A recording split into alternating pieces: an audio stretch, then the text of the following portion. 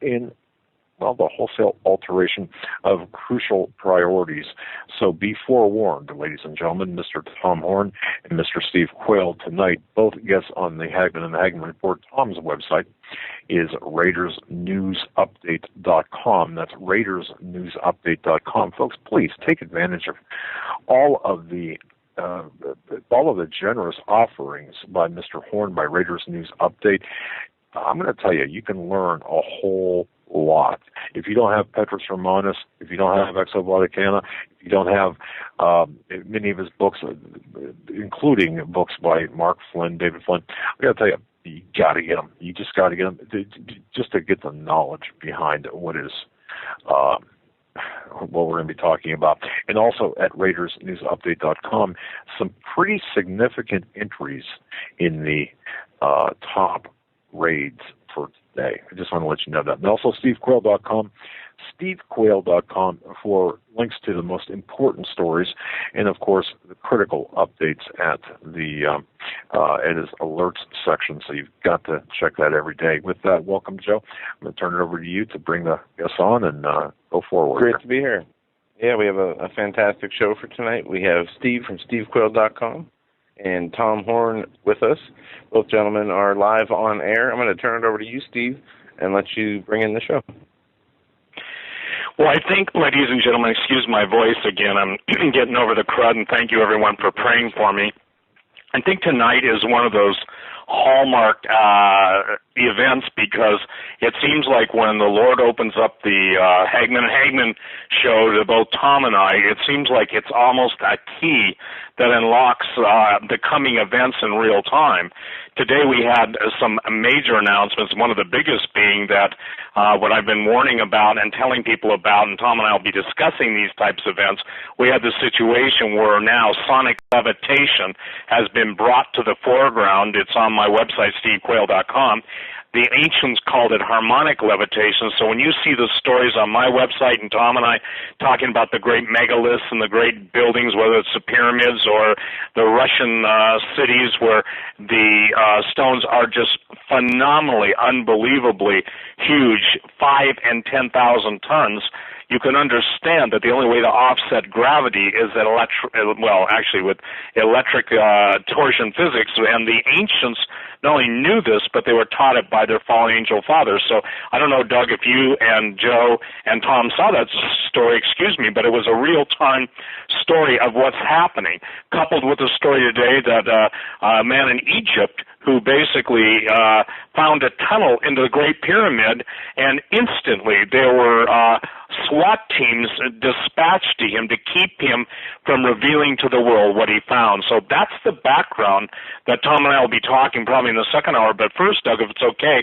I'd like to get to Tom first and foremost, because they led the way, he and Chris, obviously, on what was going to happen with the Black Pope, the final Pope. And I had just sent you an email, but Tom, good to be with you tonight. And I was going to ask Doug to ask you, but I'll ask you right now.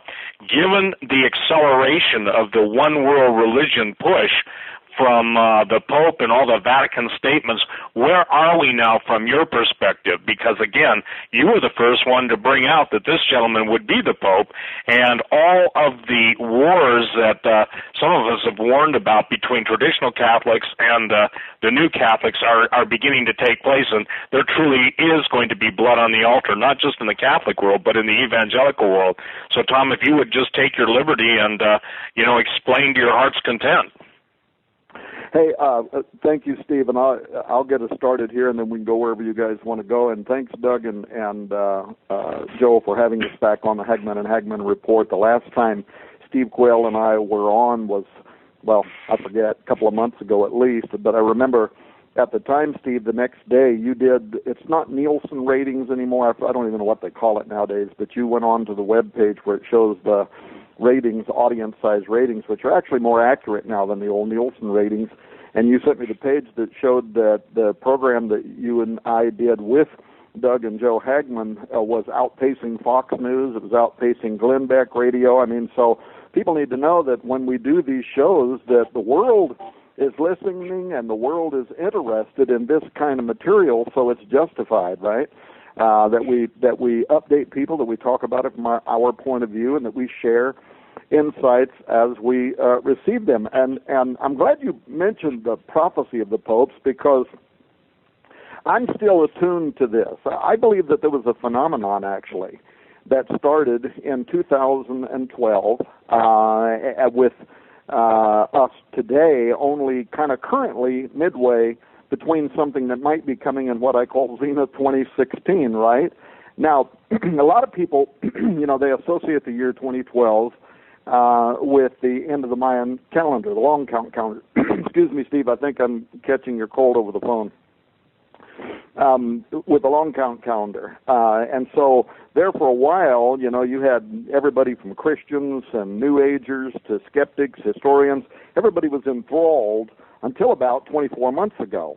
And I see an irony in this, because everybody thought the meaning of the year 2012 had something to do with the destruction of the world, and that when the world didn't wind up being destroyed in 2012, then there must not have been anything to what the Maya and some others were saying. They were just looking at the end of the long count, the Mesoamerican long count, that brought the astrological age of Pisces to an end and introduced the beginning of Aquarius. But guys like me, and thankfully guys like me, because of guys like David Flynn, Mark Flynn, and other geniuses out there, what we were looking at was the symbolism that was historic. It hadn't happened in tens of thousands of years.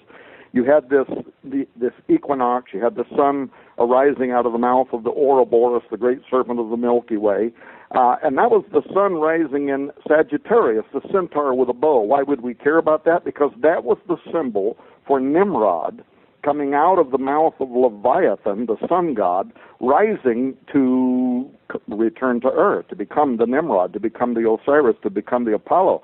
The Maya predicted that same conjunction, and they did it as a harbinger, but not as most people were telling it. And you can go listen to shows with me and Steve Quayle back in 2009, 2010, 2011. You can see me standing up in front of conferences, repeating part of what Steve and I were talking about. You can see me on some of these television shows like Prophecy in the News, and over again, I was saying it is a huge mistake to be saying that the Maya said that 2012 is going to represent the end of the world. That's not what they were saying. They did not predict the end of the world. What they said was a lot more interesting than that.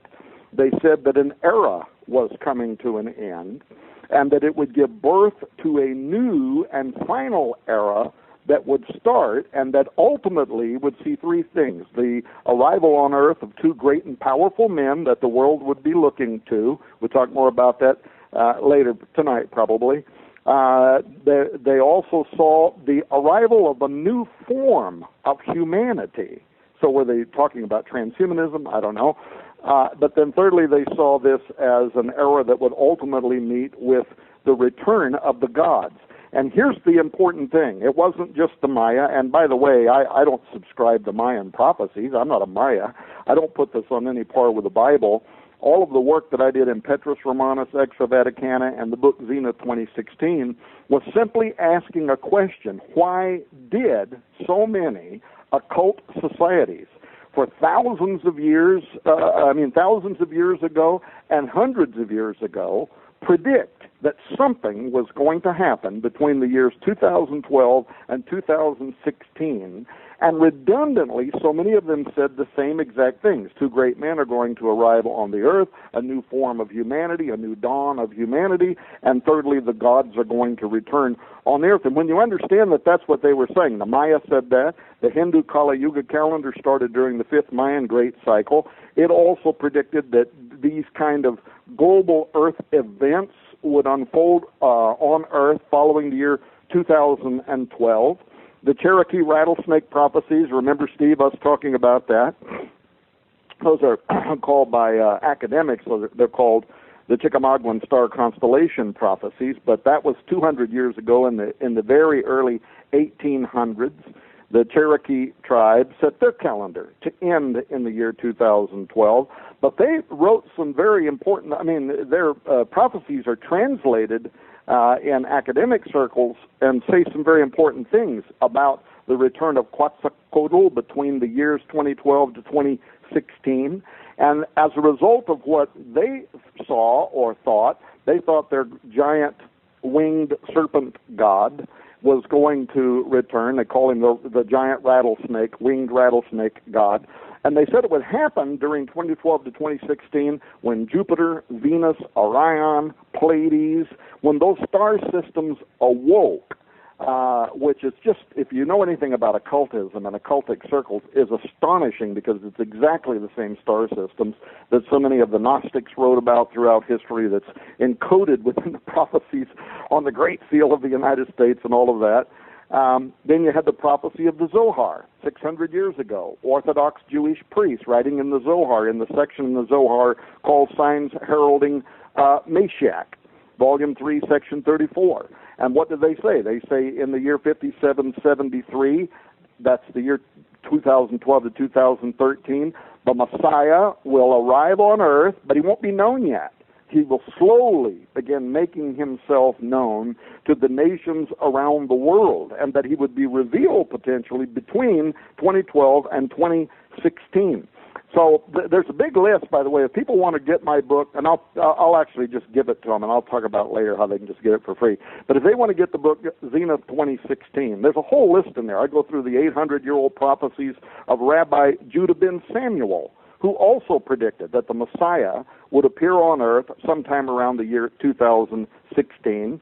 You had Protestant reformers, Jonathan Edwards among them, who believed that the Antichrist would arrive on earth between 2012 and 2016. And there's a huge list, and we list probably 24 of the Protestant reformers and preachers from the late 1700s through the 1800s who predicted that the Antichrist would arrive on earth between the years 2012 and 2016 specifically. And there are even Princeton University theological works, including the Princeton University Dictionary of the 1830s, in which you can find those predictions being made. The Antichrist will arrive on the earth, and the false prophet, between the years 2012 and 2016. So there's a whole huge list. And my question from the beginning was, what in the world was causing Protestant reformers, born-again preachers basically, 200 years ago to predict that the Antichrist and false prophet would rise up between the years 2012 to 2016. They couldn't possibly have been in communication with Jewish rabbis 600 years before, or Maya Jaguar shamans thousands of years before, who were writing down their very same predictions. So there's something very extraordinary that was going on there. And I said all of that to bring us to the Pope, because this also raises the issue of the prophecy of the popes. Here you have a 900-year-old Catholic prophecy that none of our works say were divinely inspired. In fact, my belief system, I talked about this on television before the new pope was elected, my belief system is that for whatever reason, the cardinals inside the electoral process there at the Vatican, the conclave, have been following the prophecy of the popes, kind of like a roadmap, and intentionally selecting people who they believe in one way or another can be viewed as fulfillment of the prophecy. And that was part of what went into our analysis that led Chris Putnam and I to predict 1 year before Benedict resigned. We were the only ones that did this. In fact, we took some ribbing for it. We had some Catholic scholars out there, including some in Rome, that were laughing at us. They were saying no pope has, for hundreds of years, no pope has ever resigned. Popes don't resign. Popes die in office. But we said we believed that Benedict would resign based on our calculations sometime around March or April of 2012. Well, that date came and went. We thought, well, maybe we missed it. Maybe we were wrong. And then in February the next year, Benedict makes his resignation. But what happens? The very first thing that happens is the El Observatorio Romano, which is the media outlet for the Vatican, give an interview to a writer. This can all be Googled and read. Gave to a writer at the New York Times, in which they admitted that Pope Benedict had actually internally, officially resigned. Guess when? at the end of March in 2012, the very moment we said that we thought he would, and that he made it official internally, they started remodeling a building that was owned there at the Vatican grounds by the nuns so that Benedict could resign, live in it as the emeritus pope, and they started the process internally, secretly, only among those who knew, among the Curia, the Roman government there, preparing for the conclave that would ultimately wind up electing Pope Francis. And if you want me to, I can go through a whole list of why I think Pope Francis is a fabulous fulfillment of that prophecy. But the bottom line is this. I believe that something happened in 2012, whether it was the machinations of men and occultists who are following scripts that they believe were inspired by their own demonic gods, or whether indeed, demons can see things. Remember when Jesus cast out the demons at Gadara, and they said, "Are you come here to torment us before the time?" And the Greek language there, time means an epoch, a specific moment in time. So they knew that time had not yet arrived. So maybe demons know something about dispensations. I don't really like using that term, but dispensations and times. Well, in any case, Pope Francis now is not only fulfilling some of the aspects of the final pope, I think his greatest acts might be just ahead based on information that is coming out, carefully being disseminated now from the Vatican. Fantastic. Well, and hey, Tom, would you, while we're on this subject, as you are standing right now or seated in wherever you're at, physically in your home, it's January 7, 2015. What should people be looking for next? I mean, from the standpoint, let's finish up the Pope, and you gave a marvelous overview, but what's next to come? Because again, ladies and gentlemen, you should not dismiss this, and I would encourage all Catholics, all Protestants, all Jewish people, people of all faith to listen to this, because this is the man, and I'm saying this to the glory of God, that said it before it happened, it came to pass. So what is it now? Let's finish up on the Pope, if you don't mind, Tom, and then we'll get into the other stuff we can talk about, CERN, Stargates, all the contemporary events that are right here, what we've warned about for decades. Now they're happening, 2015. But where do you see this whole thing going now, especially with the Pope's major emphasis on one world religion, making his statements on evolution, and then obviously, if you would, finish it up with the aliens, and go until you feel you've exhausted it, because again, people need the bottom line, and I know there are people interceding for this show all over the world, and that's what we're trying to do. Jesus said, and the Bible says, surely the Lord God will do nothing except he reveals his secrets to his servants, the prophets. The testimony of Jesus is the spirit of prophecy.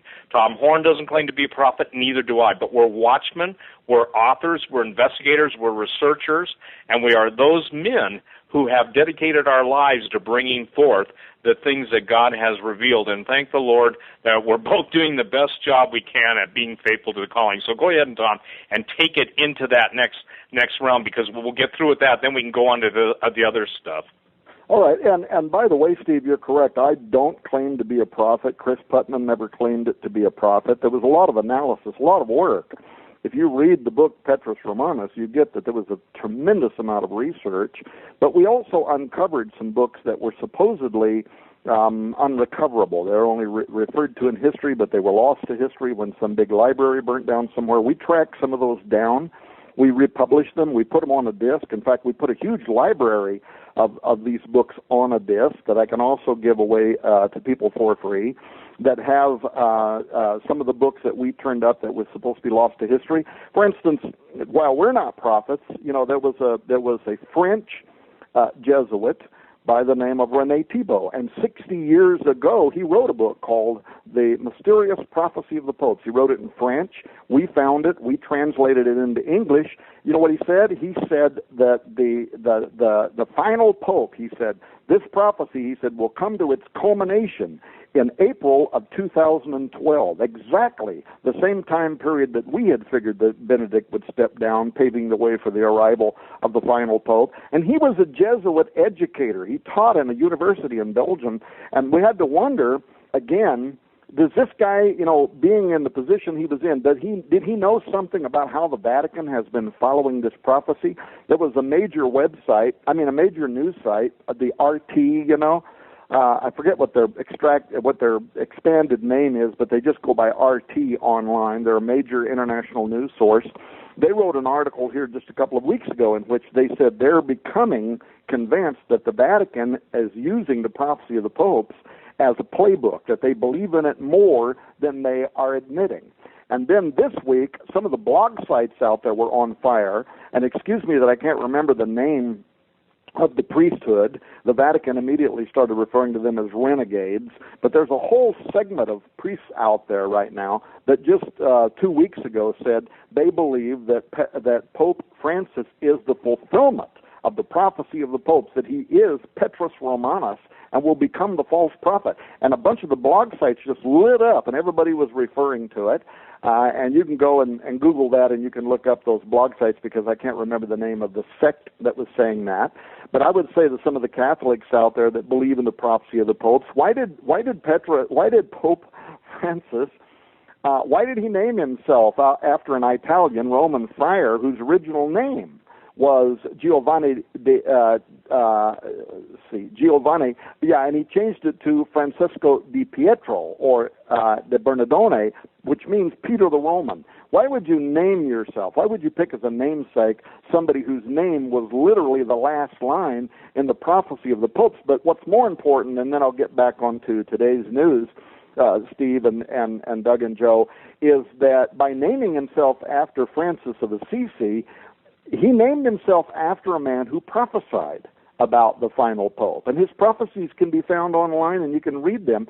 He said that there would be raised to the pontificate a man who by his cunning would endeavor to draw many into following him, but it would be error and death, because in those days, he said, Jesus Christ will send them not a true pastor, but a destroyer. Why in the world? Because know this, Pope Francis is not an uneducated man. He's a Jesuit. He has degrees in science and theology. He's fully familiar with the prophecy of the popes. Why would he pick a man as his namesake that predicted that the final pope would be a destroyer and a deceiver? Anyway, it's extraordinary. It's like something out of a movie. Well, okay, but now, today's news, right? As you guys know, this year, here in the next few months, this final pope on St. Malachi's celebrated list of popes is going to do three things, and these, I think, may clearly illustrate whether he is indeed the false man of peace and humility that some conservative Catholics are starting to believe that he is shaping up to be. First of all, in about 3 months from right now, sometime right after March, he's going to issue at least one lengthy and rare encyclical on climate change and human ecology. I'm not going to take time tonight to talk about human ecology, but Google it, read about it. That's going to be part of the basis of his commentary. That's going to be submitted to the world's 1.2 billion Catholics on the role that they are going to need to play right away in their relationship with Gaia. Because understand, when the Pope submits an encyclical, this is almost right up next to speaking vicarious filii Dei, speaking as the voice of God. And this document is going to elevate the living earth organism to sentience, and it's going to be sent by Rome.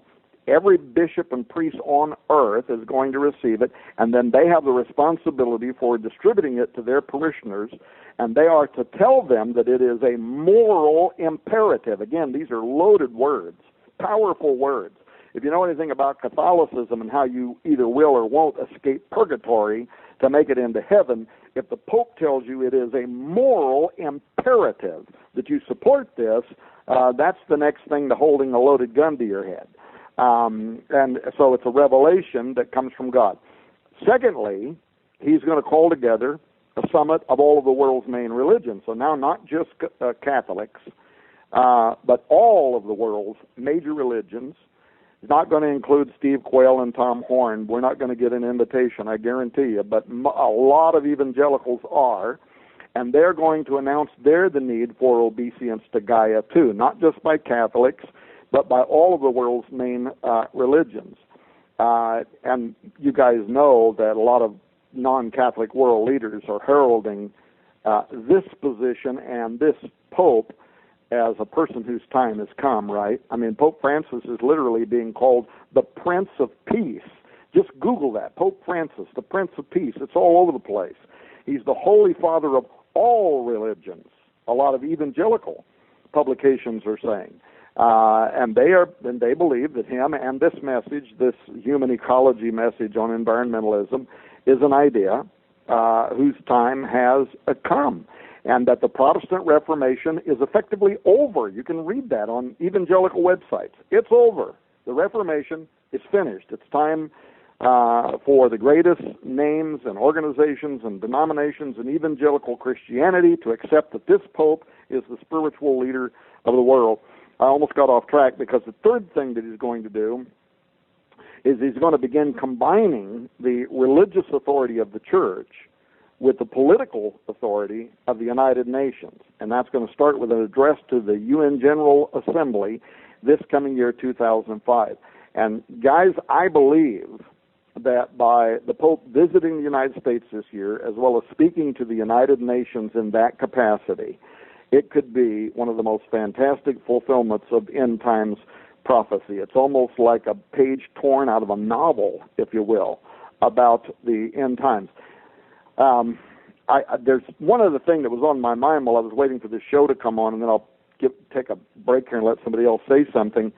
As far as the Pope's connection to the United States, let me remind people, it was during the second inaugural address in 2005 that President George W. Bush envisioned the specter of an emerging Babylonian-like one world government.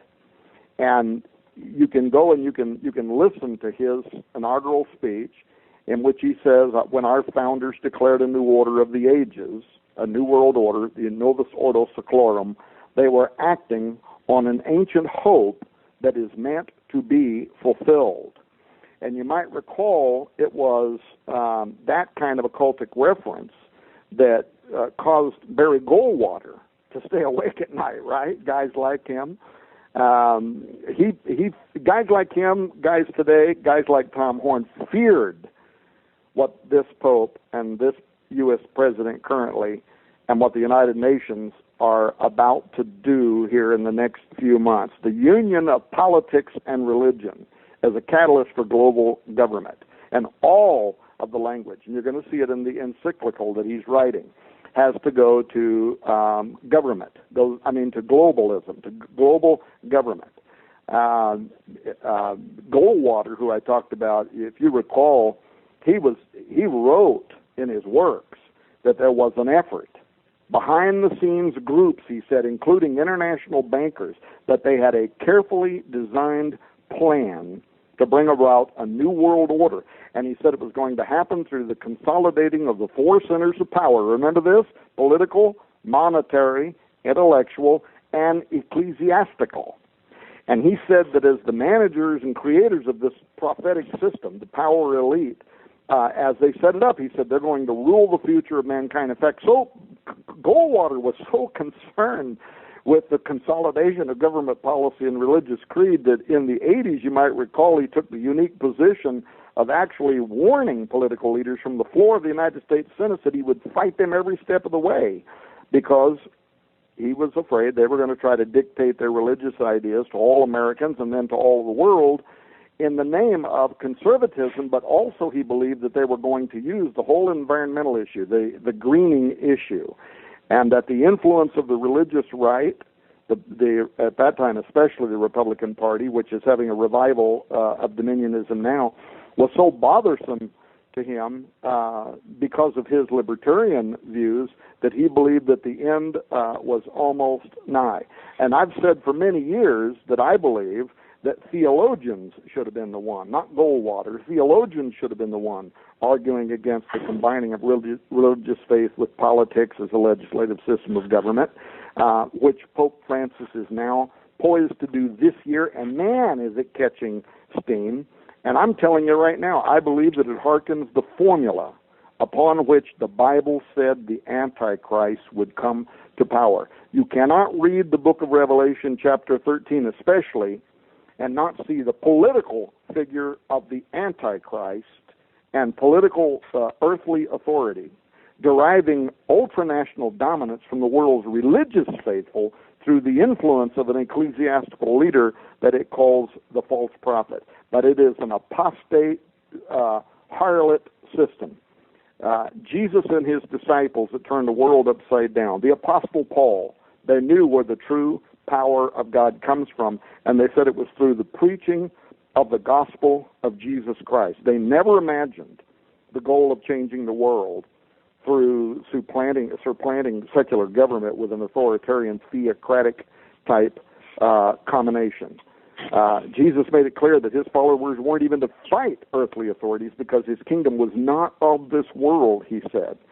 So what are we seeing now? We're seeing Goldwater's fears, my fears, literally coming to formation. And it will be the death of the New Testament church. I challenge anybody to go to the book of Acts, study the life of Christ, go study how the church behaved in the book of Acts, and show me where they connected themselves at the hip with political endeavors. Show me how they combined politics with religion and thought that by taking over the governments of the world, they could somehow create a moral theocracy, a kingdom age, and then present it to Jesus Christ. It is literally the system upon which the harlot church is going to rise and persecute all true believers. And we're seeing this unfolding right now before our very eyes. It's one of the, I think, personally, it's one of the most astonishing fulfillments of end times biblical prophecy, and it is poised to start unfolding in 2015. It's shocking, if not terrifying. Well, and I would like to add to that the Green Movement. It's interesting, isn't it, that his first statement, what is it called, encyclical or whatever, is going to be given on that, Gaia. Now, that throws us immediately into the book of Revelation and the four horsemen of the apocalypse. The pale horse is a green horse. Obviously, the Greek word is chloros. So even while you and I are on the air tonight, and you've just laid it out so consistently, I would encourage everyone to go back, download this, and listen to it. I want to make something clear. In Matthew 23:8-10, Jesus said, "But be ye not called rabbi or teacher, for one is your master, even Christ Jesus, and all you or ye are his brethren. And call no man your father upon the earth, for one is your Father which is in heaven. Neither be ye called masters, for one is your master, even Christ." It boils down, doesn't it, Tom, to no king but Jesus, and the world says you can't have your King Jesus? And what's fascinating to me is even now as the geopolitical scene is unfolding, you've got Russia and China going to be the ones to withstand the New World Order, because all NATO is the army of the United Nations, and all the United Nations is the global body who gives their power unto the beast and unto the false prophet. So I'm saying to people tonight, they had better understand what has just been shared in the last, 40 or 36 minutes by Tom Horn, because this is no longer, I'm telling everybody, Tom, we have to take them in a rearview mirror to history to show them how we got to the place where we are now. But right now, I'm praying, and so these are my serious prayers, that God will give everyone telephoto, eagle-like eyes unto the future so that they might see that what they thought was a far distance. I've even had Christians say to me, well, I'll be dead by then. It won't matter to me. I said, well, it'll certainly matter to your children and your grandchildren. And so this is what we're talking about. We're talking about the future. And I believe that God is so consistent, so amazing, so mind-blowingly wonderful that he's tonight going to lay it out, because we're going to talk about some heavy stuff tonight. And you're hearing about the system of the beast. You're hearing about how the whole world's going to wonder after the beast. And did you notice today, Tom, that even the Vatican couldn't bring itself to call these guys terrorists? The White House is still debating whether they're Islamic terrorists or not, even though they're quoting the Quran, shouting Allah Akbar, and with the ISIS salute in the air. See, the thing is that denial is so rampant. And then what's interesting, ladies and gentlemen, put this into perspective. Years ago, I said that Roman Catholicism and Islam would merge. People said I was crazy; they wouldn't accept it. But yet, you've got dialogue now between the pontiff and between the higher-ranking imams, because when you get right down to it, the unseen hand that's controlling all of these world events, and Jesus called Satan the god of this world, is Satan himself. That's why it's so orchestrated. That's why it's so organized. And Tom, one of my, I would say this, heartbreaking issues before the Lord in prayer is, God, we must be able in the realm of the Spirit to fight against these principalities and powers in order to stop the slaughter of our brethren, which brings me to blood on the altar. When you wrote that, Tom Horn, the point being is people could not believe that would even happen. Yet when you've got top evangelicals and top charismatics, i.e. Kenneth Copeland, if I forget all of them that are embracing, the realm saying, the Reformation is over. The point is that those guys, in effect, are giving over their power unto the beast, and they're joining in this one world religion. And so and I want to ask you this, as we have watched the slaughter of literally hundreds of thousands of Christians with every form of butchery, with every form of barbarism, with such horrific events, and yet the church in America yawns, or what calls itself the church, forgive me. And I use the word church, ladies and gentlemen. I don't mean the Catholic Church, the Protestant Church. I mean those who are professing Christians from the word ecclesia, which means called out ones. And what's the word I want? Those who are called out of the world and separated unto the Lord. Yet I'm seeing everybody running full fury after the beast as if they believe there will be. Now look, we're seeing that there will be no political solution to a spiritual problem. But what Tom Horn just detailed, ladies and gentlemen, for everyone, is the world's spiritual answer to all the world's problems. And obviously the man of peace has to come on the scene, and I think, Tom, it's staggering. And those are the only words I can use, staggering. It's like absolutely being on a gyroscope on a spherical flat plane on a ball speeding out of control, trying to maintain your balance. And the only way you can keep perspective in this is to keep your eyes literally on Jesus. And the attack on the Word of God is surprising to me. Did you not? And obviously you and I would look at the same way, but I'm saying this rhetorically. Does it surprise you how quickly the evangelicals or those professing Protestants have abandoned the Holy Scripture, especially in dealing with reality? Yeah, absolutely. And you mentioned the denial of the Vatican, the United States, to condemn what's happening in the world today, the bombing that happened today that killed 12 or 14 people earlier this morning, the Pew Research studies that show that Christians are right now the most persecuted religious group in the world, and that their persecution is growing exponentially, and yet that's not what you hear. You're not going to go to Sunday church, or if you do, by the way, and if your pastor is talking and warning about this, then I would recommend you stay in that church. But yeah, I mean, and the reason, by the way, is that the Vatican and the United States system, we need the Muslims. The Muslims are too big, too strong, too many, and so it's like, our current president said not long ago something about how the Prophet of Islam must not be, whatever his language was, must not be repudiated, but that's not the way he said it. And basically that's the tone that the United States foreign policy and the Vatican foreign policy has right now, that Steve Quayle's prophecy is going to need to be fulfilled, and that everybody's going to come under this giant canopy, and that's going to include the Muslims joining Pope Francis and whatever this current upcoming political combination is going to be, in order to form the church that is described in the book of Revelation as a great harlot with whom the kings of the earth have been made drunk, and all the people of the earth have participated in fornicating with her. You said a moment ago there can't be any king but Jesus, but I want people to know that there is a system right now that is developing, and a man of horrendous unseen intelligence and diplomacy, is standing right behind a veil that's getting ready to pull back. He's readying right now to emerge on the world scene as the world's political savior. By his side is going to be a religious prophet, a false prophet. That's been foretold by the Scripture. It's paganism's ultimate incarnation, the beast of Revelation 13. And as he makes himself known, scholars, including some of the most celebrated Christian leaders, are going to herald this guy's uncanny ability at resolving whatever emergency is going to give rise to his appearance. Congregations are going to be assured that his mark is not something to be concerned about, and only when it's too late is his popularity going to be understood for the ruse that it actually is.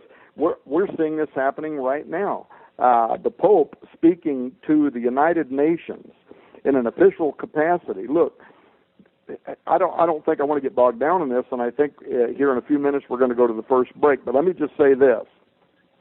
This whole thing with the Pope gearing up for his UN presentation on the economy of the earth and humans, he's already started arguing for a radical new financial and economic system that also is part of this prophecy. And it combines socialism with the divinity-izing of the ecosystem, environmentalism, a green gospel that is anti-capitalistic. Last month, this Pope ramped up demonizing of those who disagree with his Romanized version of Marxism and socialism, and he actually called the free market system that's guided the United States and similar countries for the last 150 years and made them the most powerful nations on earth, that then turned around and built things like the Red Cross and sent food to the nations of the world and the world's hungry and supported charitable causes all around the world.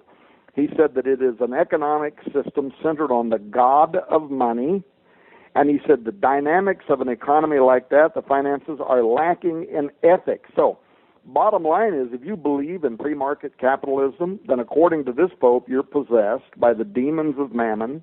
You lack genuine ethics, and you're going to need to get in line. And I would tell people, expect that kind of diatribe is going to continue. It's going to weave its way through the Vicar's upcoming UN presentation and his encyclical document. And you can believe it's going to be crafty. There are Opus Dei level scholars right now working hard to make sure that the language that is adopted by this Pope in that encyclical are clever and that they are potent, and that most of the world is not going to see the handwriting on the wall. They're going to emerge saying, this is the man. This is a man for all times. This is a man for all faith. The press is already saying that. You can't read the press, the mainstream press right now, and not see high praise. They want him to be the man of the year again. They want to give him all kinds of awards. They're inviting him to speak at everything. He's not just going to speak at the UN, by the way. He's also visiting the United States. Our president has already gone and visited with him twice, once publicly, once privately. And his forthcoming announcements are going to be unprecedented. And for those that don't know, a papal encyclical, this is very rare. It's among the highest levels of a pope's authority. And never has one in history been followed by a pope then addressing the UN General Assembly, and then following that, the representation of the world's greatest religions all in 1 year. This guy has a plan, the Vatican has a plan, and people are lapping it up. The world is in love with it. And if I look at Pope Francis just as a human, I would look at him and say, wow, a really nice guy and seems to be very concerned about the poor, and I wouldn't be concerned at all. But I happen to also be a guy who believes in biblical prophecy, and it's not hard to put 2 plus 2 as equaling 4. There's something very strange that's happening right now. By the way, there's also guys out there that did a lot of research. My buddy over there in Canada, Carl Teichrob, has written quite a bit on how, he hasn't written about it recently, but he wrote about it a few years ago, how the merger of politics and religion beneath the banner of the United Nations has been a pretext in the Vatican for some time, and using the saving of the Earth's ecosystem has been kind of the key that they've kind of honed in on. in order to project an objective goal. I'm trying to think of the name of it. Remember this? It was like in 2011, the Pontifical Council for Justice and Peace, they published a document, and it was something like toward reforming the international monetary system in the context of a global authority, something like that. You recall what I'm talking about? Yes. Social and economic justice, I believe, was in there. Well, if people Google that, they'll find it. They can read about it. The bottom line is it was a very unsettling directive in 2011 because what these council members were doing, they were using social, political, economic instability around the world, once again, as a, quote, moral mandate. And that's why the language of this current pope is being picked up exactly the way it is, because it's resonating with the power brokers behind the scene there at the Vatican. They were using it as a moral mandate to do what? To establish a global public authority and a central world bank. That's actually the language of the document. And this global authority and this central world bank would provide oversight not just for individual but world institutions. And if you read the document, you'll find that the origins of a lot of what Francis' current words are using is that it says stuff like the economic financial crisis which the world's going through is calling everyone, individuals, peoples.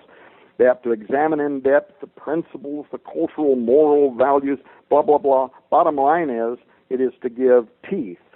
It is for basically every great nation of the world to submit a portion of their individuality to the United Nations so that it can have universal jurisdiction over banking systems around the world. So that's another part.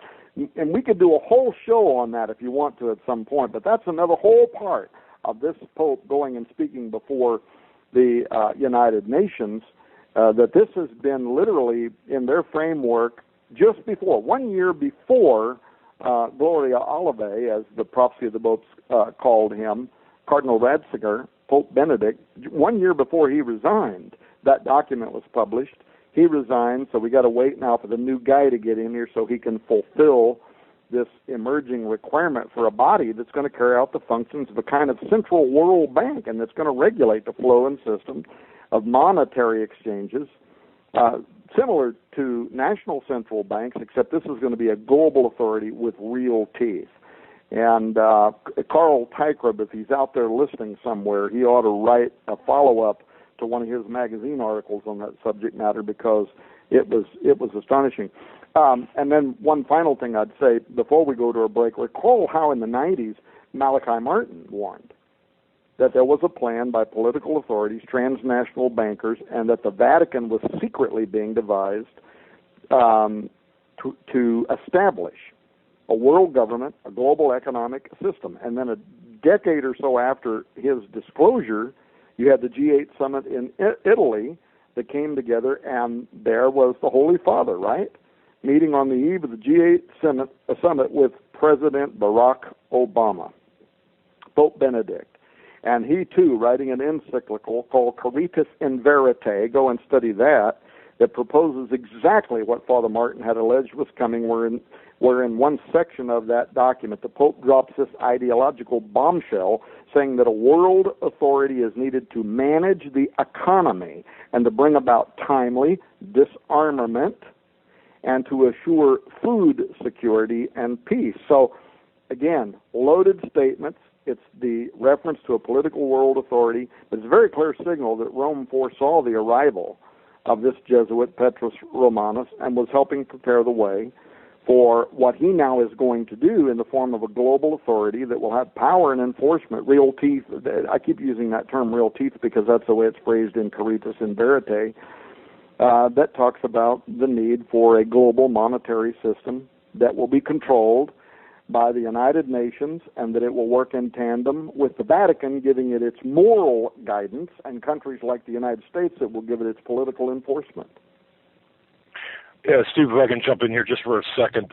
Anyone who wants to access that document, just quickly go to point or paragraph. It's right near the end of the encyclical. It's number 67. That is the key paragraph in Caritas in Verite that really hits the Church's social, financial, and authentically human social relationships of friendship and economic sphere, and so on. That's point number 67 in that document. Go ahead, sir. Well, and like I think that. Oh, hey, Tom. Tom, I just want to interrupt you. The statement that Obama made was, "The future must not belong to those who slander the Prophet of Islam." But he should have gone on and say, "But anything you want to say horrific about Jesus of Nazareth, the Son of the living God, the Redeemer of mankind, it's open season on Christians." I think what people have got to get in their mind, even those of you who voted for it, this is not a politically driven president. This is a supernaturally evil, empowered man who behind the scenes owes his allegiance and his obeisance to the same people that Tom quoted George Bush. By the way, George Bush, I think Senior quoted the New World Order quote 236 times in one form or the other. And so, I think it's really critical, Tom, that people understand this because, and just like when it comes to gun control, Doug, Joe, gun control, the United States has promised by the end of 2015 there will be total disarmament in the United States. Now, can they pull it off? I don't know. But global disarmament has already been signed. They signed that document, a couple weeks ago. So the point is, ladies and gentlemen, it's open season on you if you say no to the New World Order. It's open season on you if you say yes to Jesus Christ. And for those who says God has no children, in the book of Proverbs, and written by Solomon, when he's asking one of the questions, what is God's name or what is his son's name? Tell me if you have wisdom. Most people don't know that in the Old Testament it does specifically talk about the Son of God. So when I hear and argue with people, Islamic scholars, and people I argue with, I say, you're wrong. Do you believe Solomon was a wise man? Yes, I believe he's the wisest man in the world. Then I said, how can you tell the wisest man in the world that he didn't know what he's talking about? That's just an aside. But here's the thing that I want to share with, I think we've got what, Doug? How many more minutes? A couple minutes? It's critical that people understand what this means. Tom isn't saying this or laying this out so clearly just so you can say, boy, that was an interesting show. This determines your future. It determines your children's life or death. And Tom, I'm going to turn right back to you. That's the thing that's lacking.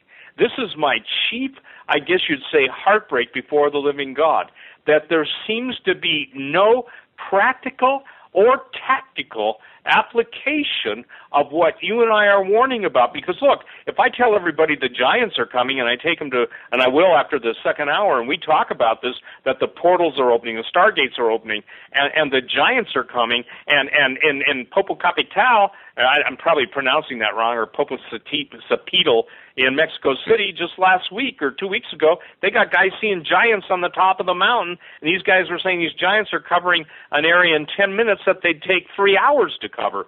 So we're seeing all sorts of breakthroughs. Or just to wet the whistle for the next hour, years ago, I was contacted by cutouts, meaning somebody who spoke on behalf of scientists, telling me they were scared to death at what they were seeing, not light at the end of the tunnel, but giant beings. And then that resurfaces just a couple weeks ago on a YouTube video. So this stuff is real. And people say, well, I don't want to know that stuff. It's too scary. No, God wants you to know that stuff because you don't have to be frightened. And the perfect antidote for fear is the truth.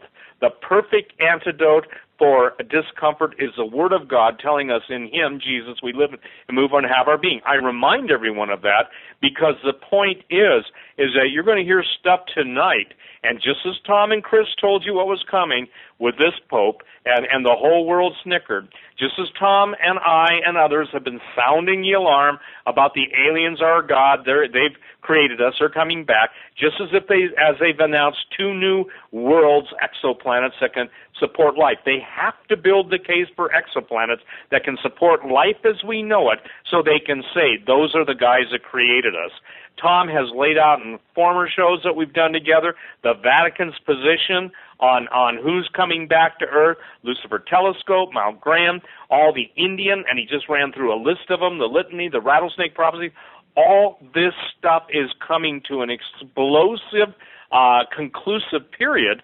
And tonight, when we go into hour 2 and hour 3, I want you to know that tonight, the hidden works of darkness will be exposed, and it's up to every single person to call upon the Lord. If you're afraid, and by the way, some of this stuff scares me, I've got to be honest, and I quote King David, at the times I am afraid, I trust in thee. And God said his people are destroyed for lack of knowledge.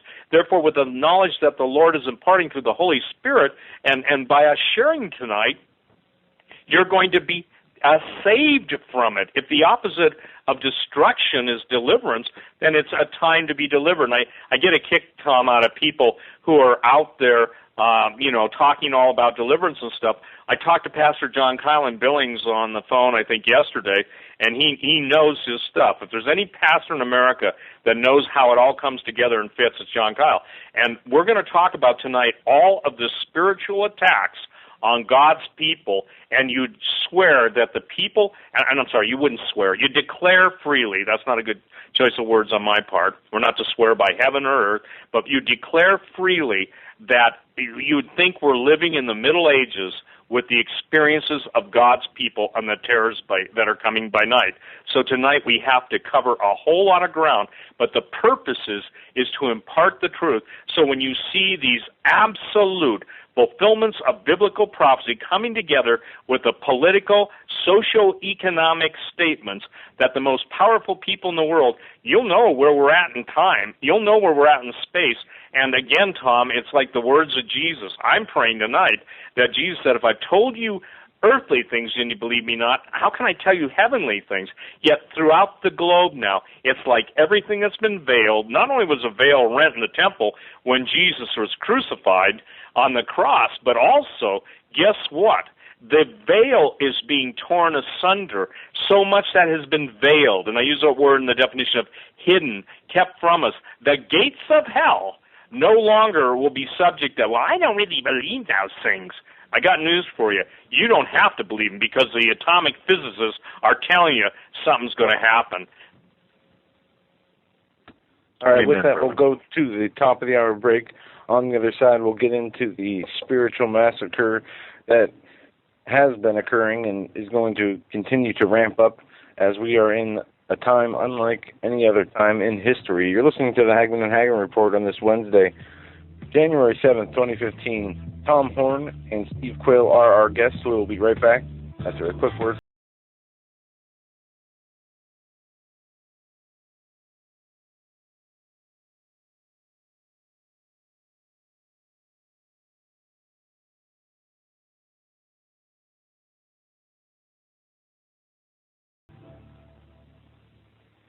Hi, folks. Doug Hagmann here for Nature Box. I've got 2 words for you, just 2 words, free snacks. Well, 2 other words, $2. How's that? Just for shipping, free snacks. So, folks, we're going to give you the chance to try what we are eating here at the Hagmann and Hagmann Studios and at our respective households. So you can drop the candy bar, drop the potato chips, and drop the just drop the gunk that's not good for you. Instead, do what we do. Get delicious, wholesome snacks at naturebox.com. NatureBox gives us hundreds of snack options, and I'm talking about delicious snacks. And we don't feel guilty about eating them because they're better for us. Look, they've got 0 artificial flavors, no artificial colors or sweeteners, 0 grams of trans fats, and no high fructose corn syrup. That's so bad for you. Look, you'll even find snacks with no sugar added, without gluten ingredients. and they taste absolutely incredibly delicious. Over the holidays, we had so many compliments from Nature Box, and I've heard from people who have sent these out as gifts. And have you just, folks, you've got to try these.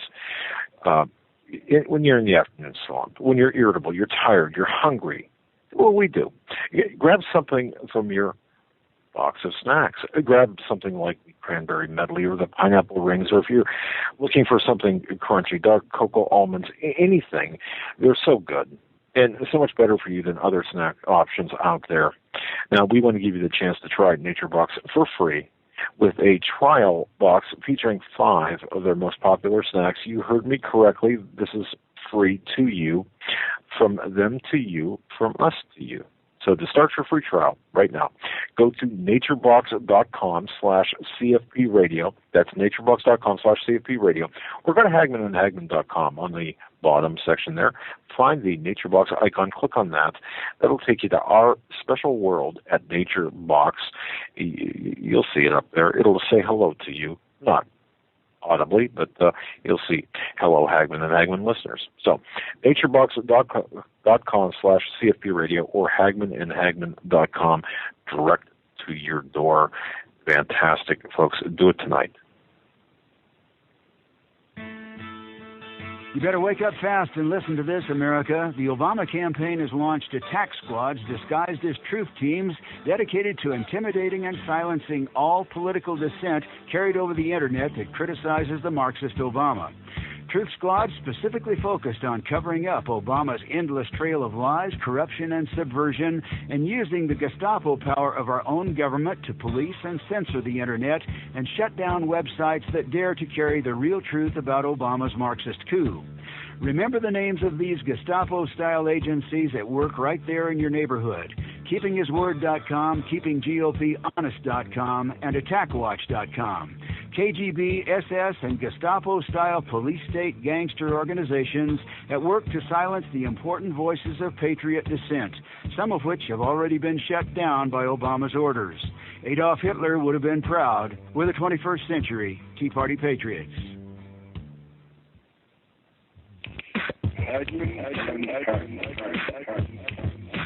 You want answers? I think I can tell you one. I want the truth. You can't handle the truth.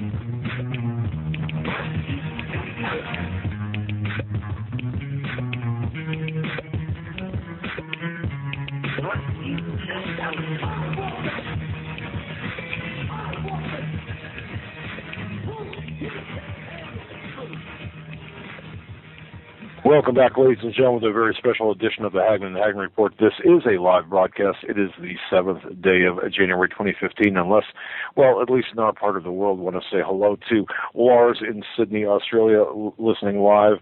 Also, Karen in Rome, Italy, Francis in London, UK, and just so many others all across the United States, North America, South America. God bless you for tuning in. You're listening to Steve Quayle from stevequayle.com. That's stevequayle.com. You've got to bookmark his website, check the alerts section every single day, and go through the photos of the day and so on.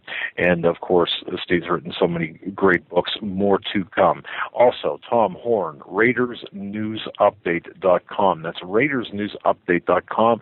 Bookmark his site as well. Just tremendous wealth of information at that site, including tonight's top raids, or today's top raids. Interesting stories there. Gentlemen, welcome back. We're going to turn it right over to you, Steve. Go ahead, sir. Well, Doug, thank you so much. And Tom and I have been warning about the portals and the gates of hell. And I want to just, for the last year, I haven't said anything. I think I told you, Doug, and I obviously told Tom ahead of time. But, the Lord has, and I mean this, I feel that whenever I come up with something, the work I'm doing and the work Tom's doing parallel each other, even though we don't, communicate over what we're doing. We find out, we come on your show, what God's had us to do. And the new book that I put out is really critical for this time. First of all, I want to make a real important statement. The book that's going to be ready to ship out around the 1st of February is called Little Creatures, The Gates of Hell Are Opening. And in that book, I think it's so timely because of the amount of Christians that are calling Pastor John Kyle and others that are having night terrors or having events happening in their life they can't explain. So basically, if people understood that the fairy tales were not harmless, if they understood that Rapunzel, Hansel and Gretel, Snow White, Rose Red, all of the Brothers Grimm and all of the different fairy tales from all the different lands all have a central theme. And I want to give someone a quote tonight everyone a quote that I found interesting, Tom. You'll find this interesting too.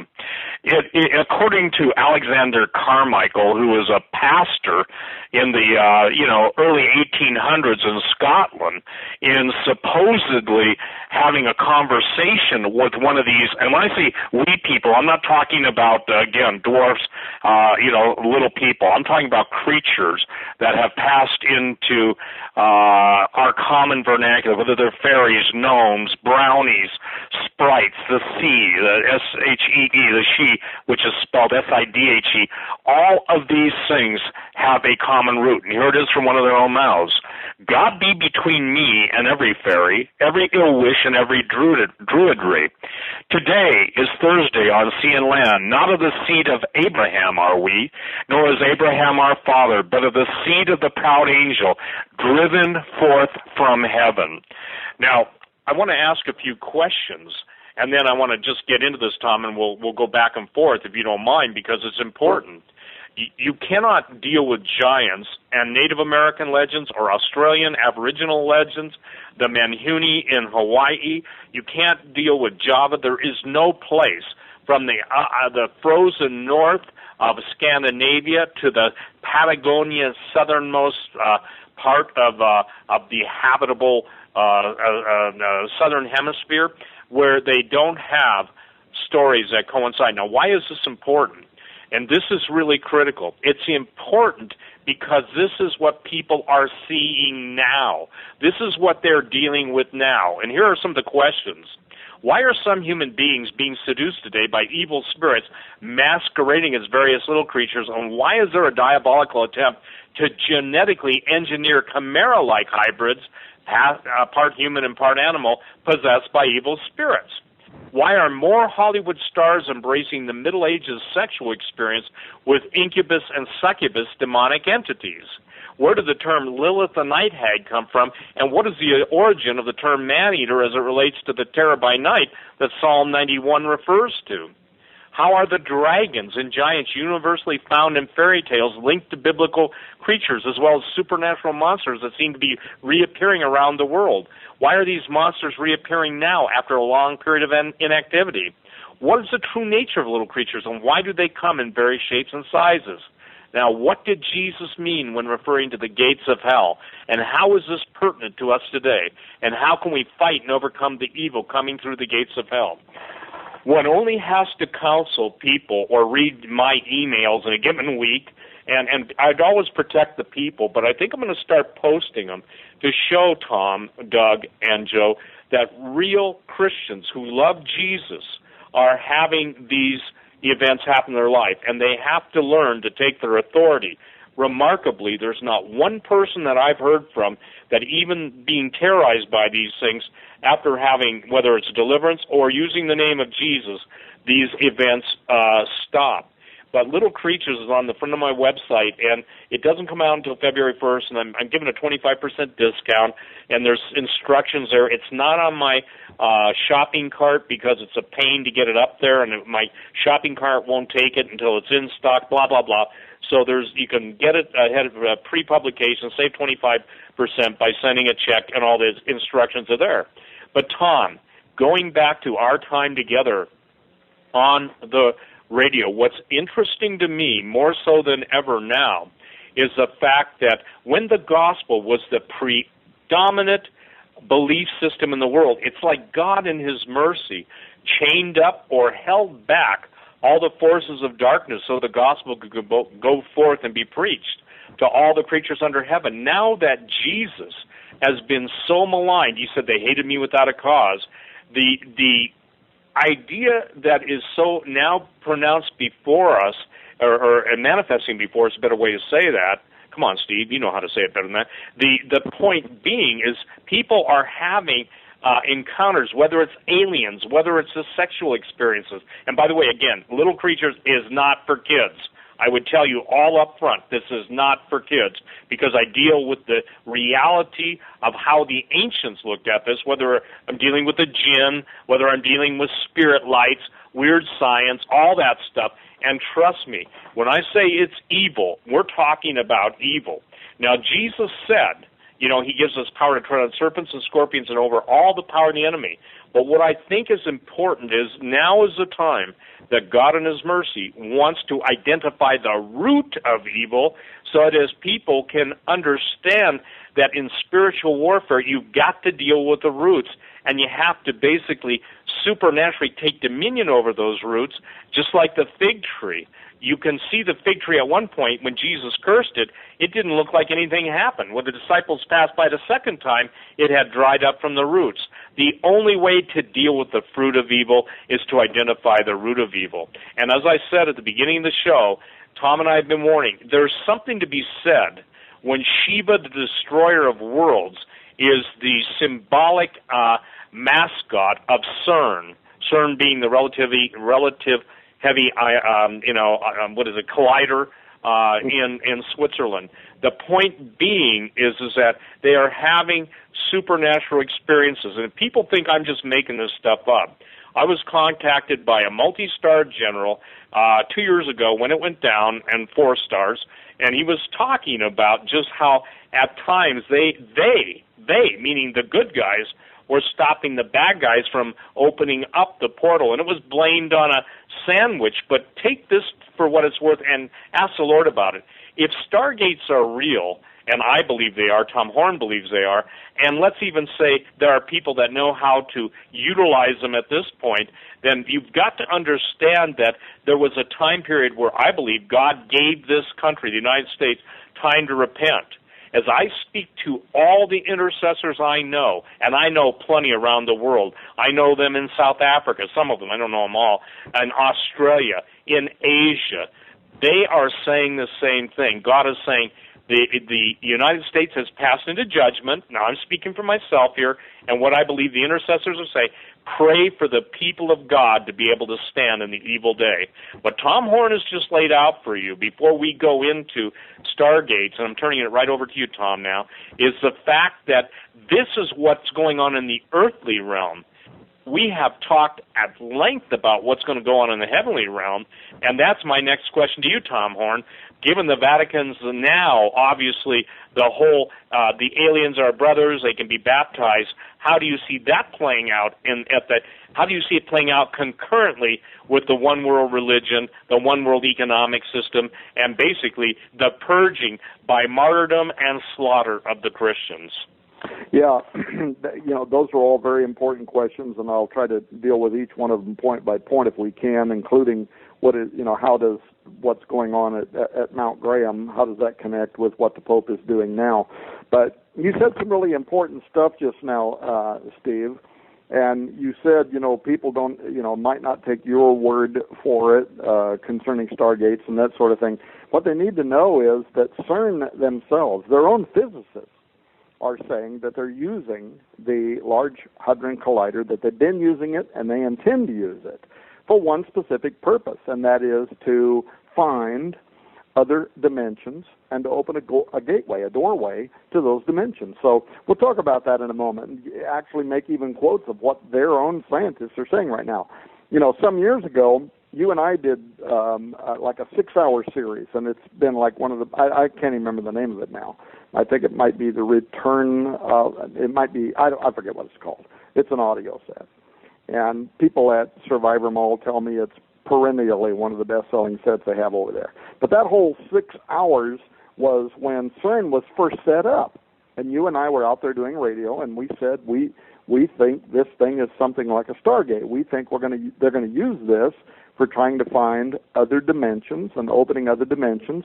And people thought, well, okay, it's Tom and Steve out there, doing their thing again. Well, fast forward now, 6 years later, and lo and behold, CERN's own physicists are out there saying, what are we using it for? We're amping up the power. We're opening portals. We're looking for other dimensions that are beyond the dimensions as we understand them today, and we want to open a gateway, and we might send something through it, or something might come through it. That's what their own leading physicists that work at CERN are saying. But I want people to know something.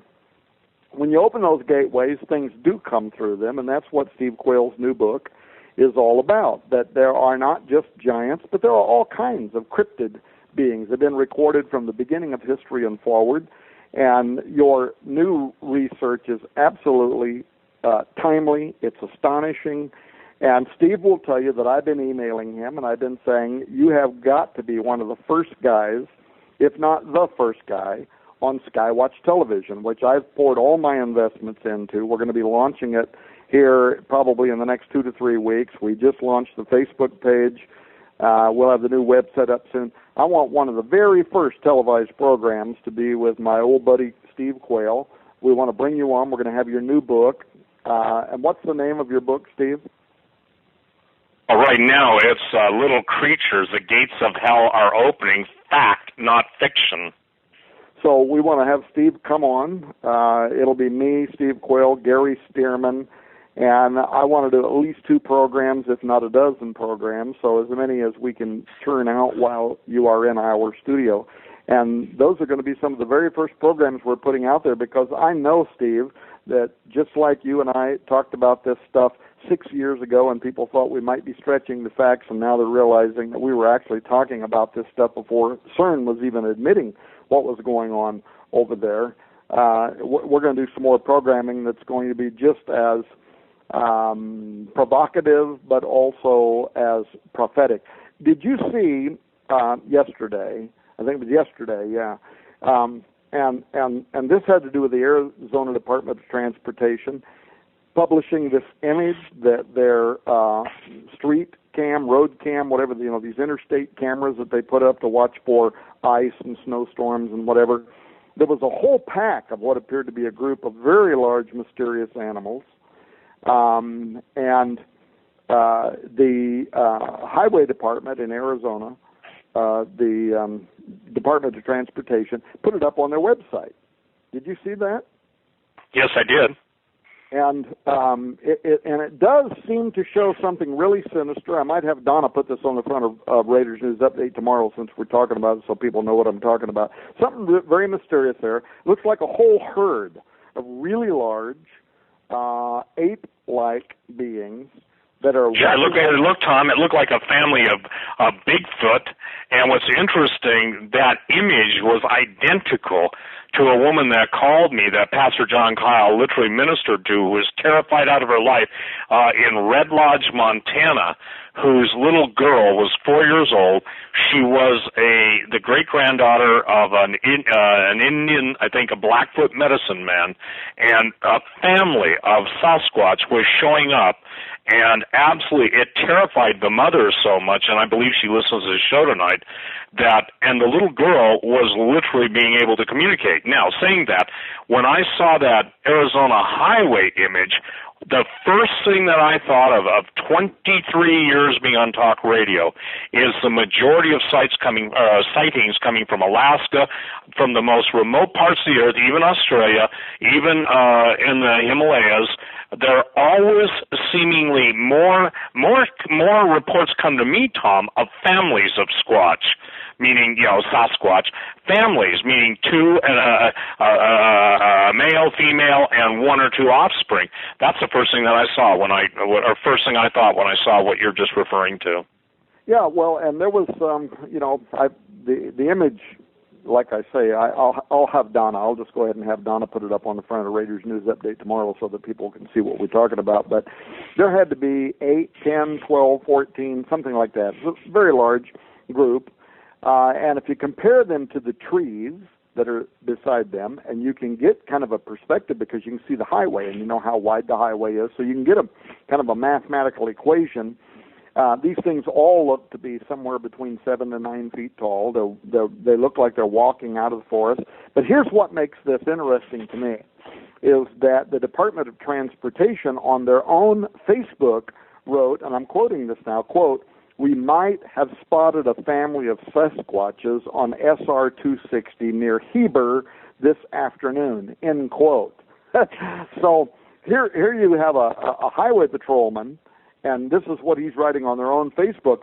Well, they received so many thousands of comments, and people were over there commenting on the mythical powers of these beings, and you need to be careful, but they're also very concerned that they won't get hurt, blah, blah, blah.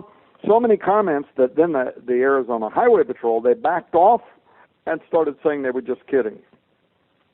Problem is, for them, they have photographic evidence, and they have their first comments, which, as the Hagmans know as private investigators, you know, one of the most important things you do is you take those first initial comments before people have time to think about it and reevaluate it and modify it and talk about it, you know, and decide they need to protect their own butt or whatever it is they do, and then they kind of modify. It's the first comments that come out of their mouth and the photographic evidence, and they said, we just spotted a family of Sasquatches. Well, okay, bottom line, whether or not there is a benign explanation for whatever those things were, I find it interesting that something you were saying a moment ago, Steve, is so true, that there's been such an upsurge now in reports of Sasquatches, of winged-like, fairy-like beings. Some of these are on YouTube. You can look at them. They're creepy. Some of them are animated. They're not just still photos. They're actually moving, and they're spooky-looking. Elves, giant creatures that look like they're almost like they're got, you know, tree limbs or whatever for legs and arms. There's so much of that happening that the respected British magazine, The Spectator, just put out a new article this week. People can Google this and read it. It's called Return of the Fairy Hunters, and they discuss how the Fairy Investigation Society, now this is a really old society, we wrote about it, I think, in Exo-Vaticana. They started out over 100 years ago as part of the British elite. But they've been conducting this new survey, and they're seeking information from anybody that has legitimate images or stories, something that can be documented, and they're looking for things like pixies, elves, sprites. And this is one of the things that I think makes your new book interesting, is that all of us out here in the prophecy community have been doing a lot of research and talk over the last few years about giants. But people often tend to forget that it isn't just giants. Sometimes these things are really small, but it doesn't make them any more terrifying or terrible. And all through history, they've been cited and they've been talked about. Well, anyway, so according to The Spectator, the British magazine The Spectator, in their survey, they had already, by the time I read the article, they had already received 400 reports. And you know, in this type of investigative work, you want to just eliminate some of the articles that might seem like they're faked or whatever. But some of them are true. And the Spectator report has some interesting cases in there that resonate with what we know about occultic and biblical literature, history. For instance, there's a report over there of a guy walking down a field in Scotland, and he notices this winged being, and it's leaning up against the side of a sycamore tree, and this thing is 15 feet tall. I found his story to be somewhat believable, comparable to some of the reports that we've seen here in the United States. Now, there's another part of the Spectator feature that I found really interesting. Have you read this report, by the way? No, I haven't. Okay, I just recommend it to you. It just came out, so it might not have come across your newswire yet. It's just called The Return of the Fairy Hunters. But one of the other reports that I found there is they talk about how the Fairy Investigation Society was founded in 1927, but how it attracted so many well-known, illustrious members, people with lots of money, people deeply connected to occult societies, and they also name Walt Disney. And I've been, by the way, I've been incognito at the Secret Club 33 at the Disneyland Resort. I've got pictures of me there, and I might publish them and write about them at some point. And I can tell you that that Freemasonic club it does definitely host some true believers that understand a lot of the real magic behind some of Disney's iconic fairies and wizardry interests. These are people that they either know or they believe in the entities behind the fairies and the gnomes, the walking trees, the witches, and all that other stuff that's part of Walt Disney. And in fact, one of the other stories in the Spectator report involves this young man. He may have come across one of those creatures that's in your book. He was camping out on the moors. He goes out behind his tent to relieve himself, and suddenly he realizes he's not alone. Go and read his report where he talks about how he looks down, and here is this silhouetted small shape. It's got its hands on its hips. It's got a very angry look in its face. He can see it through the light, and he says he can see it through the light that's coming through a large hole that's behind him in the hedgerow. But as soon as I read that, I thought, well, it's dark. Is it a hedgerow or is it a gateway, right? Anyway, yep. He got the impression that this thing was angry, that he was there. It scared him so much that he slowly backs away. He starts apologizing out loud to who or whatever is there, and then he gets the heck out of there. I found his story to be somewhat believable. Right, and Tom, let me just share this. I have a lot of that documented, and it seems like, again, what's fascinating to me, and I'm just sharing this because this gets me excited. I don't mean to interrupt you, but that all of the events that seem to be taking place, whether it's on Native American reservations, whether it's in the moors of Scotland or on the moors of Scotland, Ireland, Britain. I mean, even people on trains, I think it was a BBC, I quote, an article London Daily Mail, where they're actually seeing these creatures running alongside the train. And I think people have got to understand, the point we're making is this. This isn't to scare you. This isn't to cause you trouble, but the point is that we're seeing the gates, the portals, if you will, opening, and these creatures are coming through. So I deal with that in Little Creatures because I wanted to have all the contemporary sightings that I could find. And can I tell you something interesting about the number 33 since you brought it up? When I went back through the scripture, I've never seen this before in my life. I think this happened, Doug, was it this week or last week when I said, Doug, it's amazing to me. There are 25 times the word Rapha, the root word for Rephaim, are used, and 8 times when Rephaim are used. So it's a total of 33 times, okay? Not 34, not 32.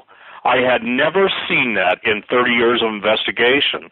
I immediately got a rush, meaning it was like electricity going through my body, and I thought, of course, all the genetic hunts that have been going on for the seed of the Rephaim, in other words, the giants, the fallen angel DNA, the field, just even the if you will, the supernatural charging of the cellular structure, 33 times.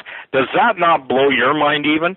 Again, it's in the context of giants, you know? Translated the dead shall not rise to praise thee. That's talking about giants. So saying that, the 33, it finally dawned on me. I'll spell it out for everyone. These guys, and I'm not saying there aren't other reasons, but one of the biggest reasons they exonerate, they uplift, they worship the number 33 is because they're paying homage to, if you will, the gods they believe they are descended from or will become. Go ahead. Yeah, and also, by the way, since I've been there incognito, I can tell you they're also exonerating and glorifying sex. They get some of the most beautiful women in the world, and it's amazing how these women come in to that club and are willing to prostitute themselves to these people with power and authority. And that, of course, goes back to the goddess worship, Gaia worship, the entities that are within the earth that feminize themselves, what the Pope's doing now. So, anyway, I started out a moment ago talking about what they're doing at CERN. And another one of the things that you'll find interesting, you guys, connected to these different sightings, and I guarantee you before I even say it that Steve's already documented this in his new book. But it's how CERN uses science, super electronics. And one of the things in these stories that's often mentioned, it has to do with what I would call electrical discharges that are associated with a lot of these sightings, because people talk about, how they can almost taste electricity in the air. They sense it on their skin. Their hair stands up on their skin as if they're in some kind of negative charge. They feel it in their stomach. I believe all those are clues to what? Portals that are opening, closing, they're discharging particle alterations. Whatever it is, there's an electrical phenomenon that's been reported in conjunction with Bigfoot, aliens, fairies, and this has happened around the world. So some people report they get this sickening feeling in their stomach. They get burning sensations on their skin. They feel temperature fluctuations. They feel a choking stench, like burnt electrical wiring in the air. Sometimes worse than that, they get paralysis. They're barely able to talk.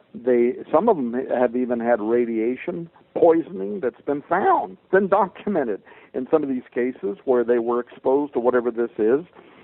So whatever it is, some part of it has to do with modern physics that's being described when these phenomena are occurring, and we just try to imagine the mechanics of other dimensions, what's happening when they're opening, when they're closing, when they're interacting with our own world as we understand it. And that, of course, raises the question that the so-called little people, Loch Ness, hairy giants, that all of these are extra-dimensional, and that there is something in terms of particle activity. There's something in terms of physics as we do understand it that's happening in a way that we don't understand that might explain, if we did understand the physics, we might be able to explain it in quantum physics, whatever the qualities of this phenomenon is, because some of the stories involve these cryptids. They seem to be apparently invulnerable to things like bullets, but they also sometimes seem to be connected to what we would call ghosts or poltergeists. So there's something other dimensional about this. Now, right, Tom, let me interrupt you there too. Tom, one thing that I've got to tell you, I can find no instance in, literally thousands of accounts where these things aren't using some form of a portal or gate. Now, that's really critical, okay? Because of the little creature, the guy was, basically urinating on his habitat. The point being is I found none of the fact that the one thing they have in common is the ability to instantly vanish, okay? And people have seen doorways, they've seen, if you will, windows into the heavens. But again, see, this is why I get excited, okay, about Jesus. And you're the one that, and I've said this, I said, I thank God for the revelation that I received from Tom. When you first started talking about the gates of hell, it never dawned on me those were stargates. Call me stupid, dumb, or whatever, but it just wasn't my time. But after that, everything began to fit into place. When you're dealing with the jinn, when you're dealing with what we call genies, what the Muslims call the jinn, you're dealing with entities that come through and escape through portals. This is why the Bigfoot or Big Feet, call them whatever, Sasquatch, Yeti, Howies, Yowies. There are over 236 names, and interesting enough, I think I told people this in True Legends. Probably the most mind-blowing book to me that I've written in relation to ancient history out of this one was not even so much the giants, it was all the legends. And how is it that Australia can have almost identical numbers of names for the Sasquatch, Bigfoot, Yeti as the United States? I thought that was interesting. Obviously, there are different species, etc., but the common denominator, Tom and Doug and Joe, is always Stargate. So when you're talking about that electrical field, that electrical charge, you're talking about the same thing. When that story was posted today, Tom, about acoustic levitation, okay? And years ago, you and I did a show. Remember we were talking about the giants, and I said they had a special ability with their nasopharyngeal passage to generate a harmonic that basically created anti-gravity. So that's how they could move 150, 200, 300, 5,000-ton blocks. And before, they thought the largest stone in the world was the stone of the pregnant woman in Baalbek, Baalbek. Then they found out in Russia there were stones, 5 and 10 times that size that could not have been moved in a normal way. And by the way, when Egypt said Hebrew slaves didn't build the pyramids, I categorically will stand on that, because the book of Isaiah talks about God and his boundary, and the point being is I don't buy for a minute the Hebrew slaves built the pyramids. I just want to go on record of that. I've never said that. I never believed it. But now with today's big news, ladies and gentlemen, and Tom, it's all coming to pass. The secret chamber into the king's room in the Great Pyramid, whether it was a hall of records, whatever they're hiding, to take a SWAT team into, pick on some poor Egyptian guy that just happened to break into something that no one knew about. This is the basis of almost all special operations worldwide, is to get the technology, get the artifacts. But you know what it boils down to at the end of the day? Power and control. So when you're talking about that Disney 33 and the most power, you know what I've learned? And I've not lived in that world per se, but I've interviewed a lot of. There are literally the women that want the, how should I say this, genetic transfer of powerful men's sexuality. I'll leave it at that, because they believe, in essence, they will, and I'm telling you point blank, this is coming from them themselves through a third party. They want to become, you ready for this word, goddesses. Isn't that amazing? No, actually you're absolutely right. They want to give birth to the offspring of the gods. Absolutely.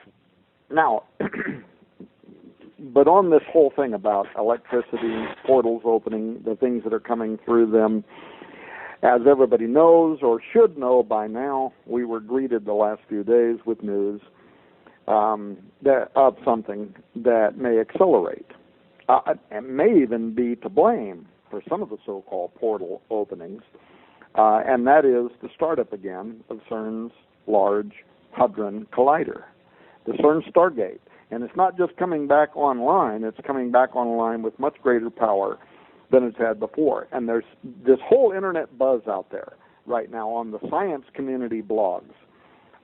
This week, last week, because the officials at CERN said that the world's most powerful atom smasher, the Large Hadron Collider that Tom Horn and Steve Quayle talked about before it even opened, and we said it's a Stargate, they're going to use it to find portals, and people thought we were nuts, and now their own physicists are saying, well, actually, that's exactly what we're using it for.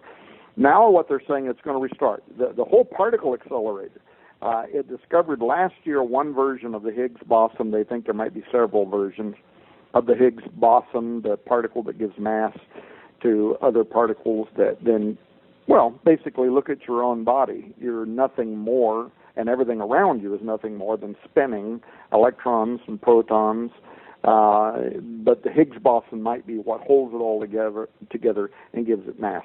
In any case, this God particle was discovered. Now, they're saying that they're going to fire it back up, the whole LHC, the Large Hadron Collider, they're going to fire it back up now. They've spent the last 2 years on upgrades. Their own researchers say that everything they've done is for the purpose. You can Google this and read the press releases on science blogs for yourself, AP blogs, whatever. The whole purpose is to discover the existence of extra dimensions of reality beyond the 3 spatial dimensions of length, width, and depth, and the 4th dimension of time. So beyond Einsteinian physics, way beyond Newtonian physics, what they're saying is that they are, in fact, they use this language. They're going to open a door to other dimensions. And they're going to do this, by the way, by creating a magnetic field with the CERN Collider. It's getting ready to come online. They're going to create a magnetic field that is 100,000 times more powerful than the Earth's magnetic field. Brother, let's just hope, that they don't fulfill prophecy as soon as they throw the switch. And if people think that I'm playing with words when I say they literally are planning to use this to open a dimensional doorway to other realities. Oh, and by the way, they may have opened some small ones last year. Remember, Steve and Doug and Joe, there was something that broke down on the collider last year. I forget what it was. They had essentially an electrical fire, and they shut it down, and they cooled it off. But then they restarted it. Before they shut it down to do all these current upgrades, they restarted it. And when they did, people all along the Swiss border were blogging about giant beings that were appearing and then they were disappearing behind a veil. Do you guys remember that? Oh, yeah. Yes, Absolutely. I do. Well, so CERN now, so they may have already opened small portals, but now their physicists are saying they've got 100,000 times the power of the Earth's magnetic field. And what is it they want to do? Sergio Bertolucci, or however you say his name, Bertolucci, he's the director for research and scientific computing at CERN. He says that not only might they find evidence for other dimensions, but they are going to create. So here's two different things. One is finding, one is creating.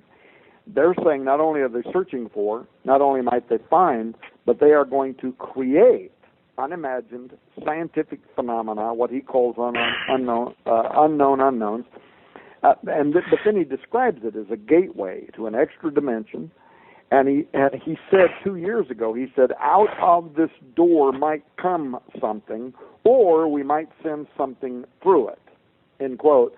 So that's a quote people can go look up. That's one of CERN's own leading physicists talking about how they're using CERN, what they intend to do. They're believers. In fact, besides Tom Horn and Steve Quayle, they're probably bigger believers than most people in the world, that there are other dimensions and that there are gateways. And there are things that guard those gateways, and they're in some kind of a coalition with them. They're going to open those gateways. I wonder how many people know this. I wonder how many people know that the town that the Large Hadron Collider complex is situated in, St. Genus Paulili, I think is how it's called. In ancient Roman times, guess what the name of that town was? It was Apolliacum, and there was a temple there dedicated to Apollyon. So ask yourself, is it just an astonishing coincidence that the Large Hadron Collider, the CERN Stargate, is located in the very place where an ancient temple and town was dedicated to the king of the bottomless pit, Apollyon, this powerful fallen angel in the Bible that holds the key to the greatest stargate of all time that opens the bottomless pit during the Great Tribulation period and lets out these transgenic hordes, these cryptids that Steve Quayle's new book talks about, lets them out so that they can fulfill wrath all over the face of the earth. Is that a coincidence that they would put the CERN Stargate right where there was a dedication to Apollyon? In fact, if you look at the Large Hadron Collider from the air, it actually looks like a lock, and it also resembles the Masonic symbology of the pyramid and the all-seeing eye, which we've talked about a lot, Steve and I have. And all of this in a town that was once dedicated to the destroyer spoken of in the book of Revelation. So is it the lock that the star from heaven's going to open? I have no clue, but it's the occult symbolism that interests me.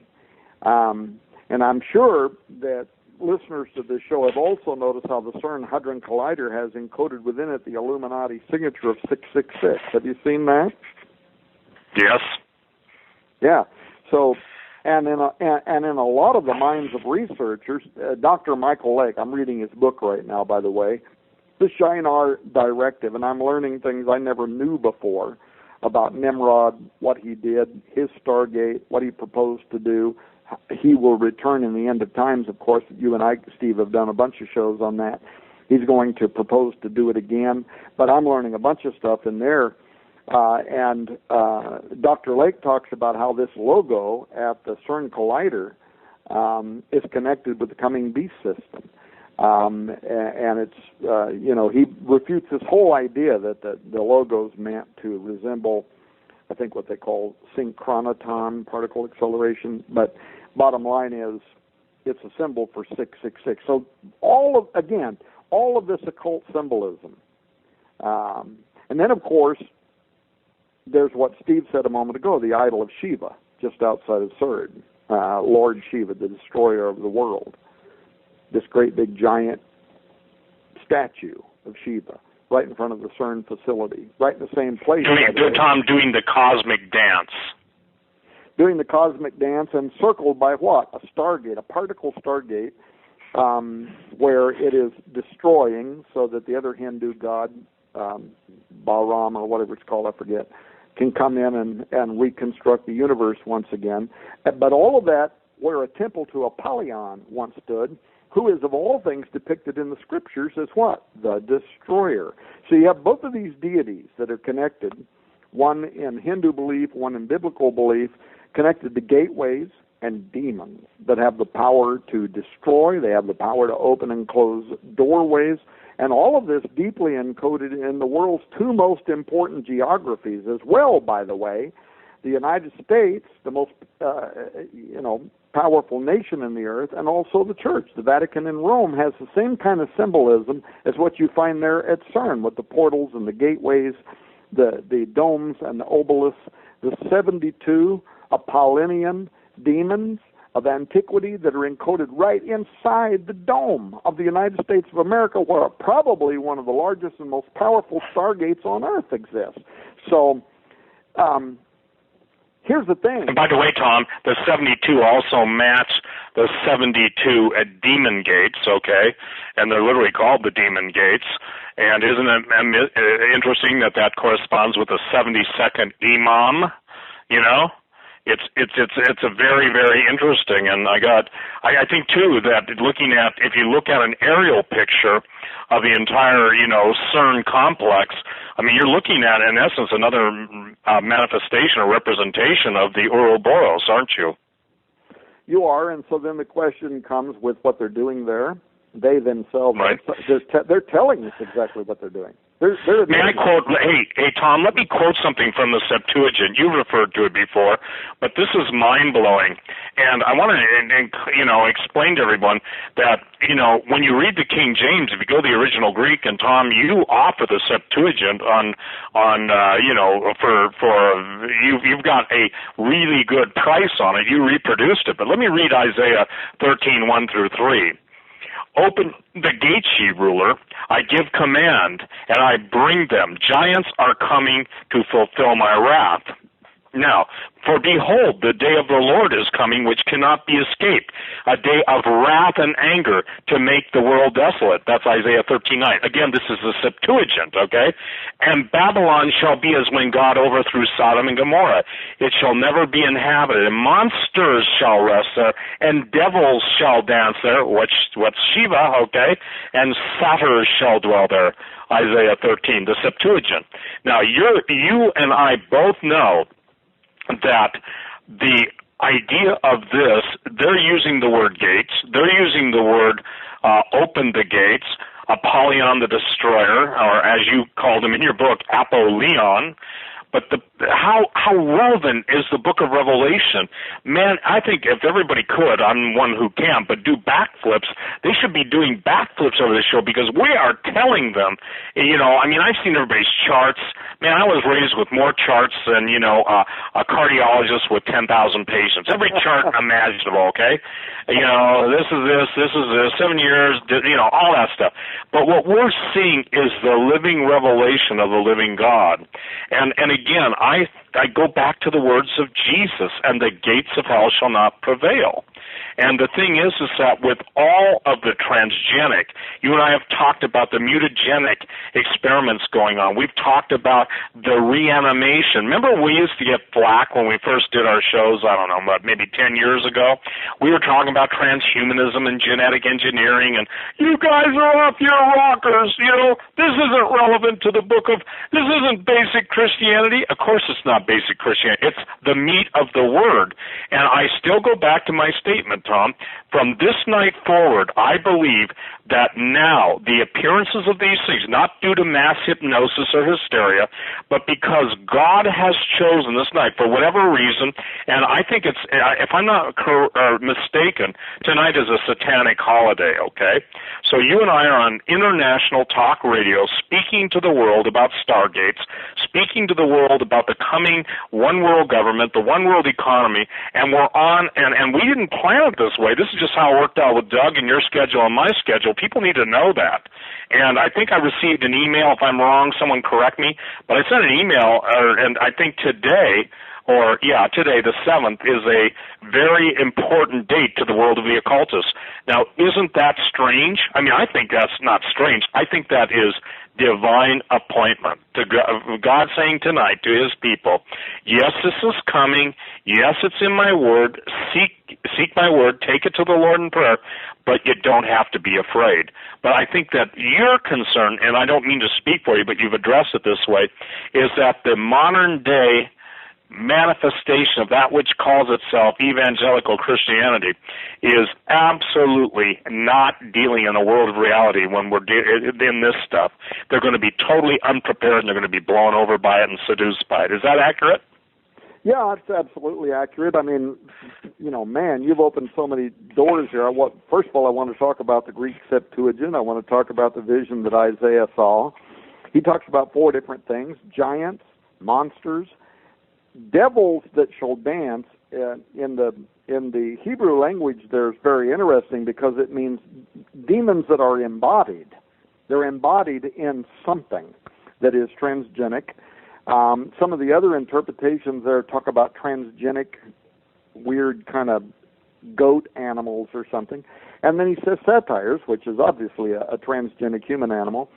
And he says they're going to be there. But they're going to appear after what happens? After gates are opened. And notice that his language there. First of all, he's talking about Babylon, which is one of the most powerful stargates of ancient literature, as documented in the history and in the writings of almost every ancient society.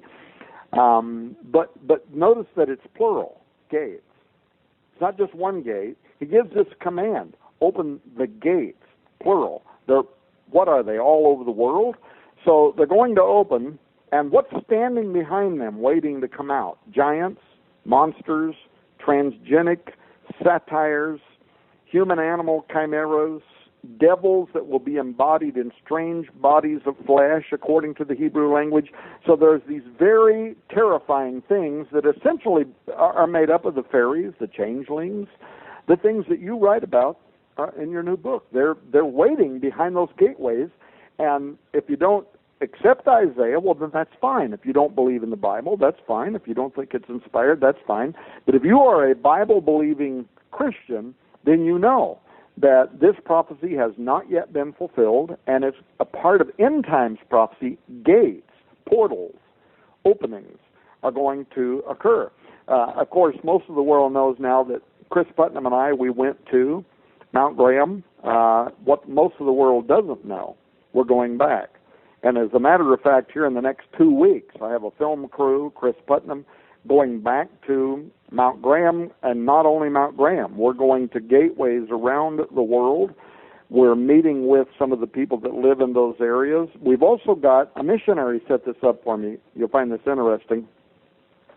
Some of the, the Anasazi that were written about by some of the Indians up in the Four Corners.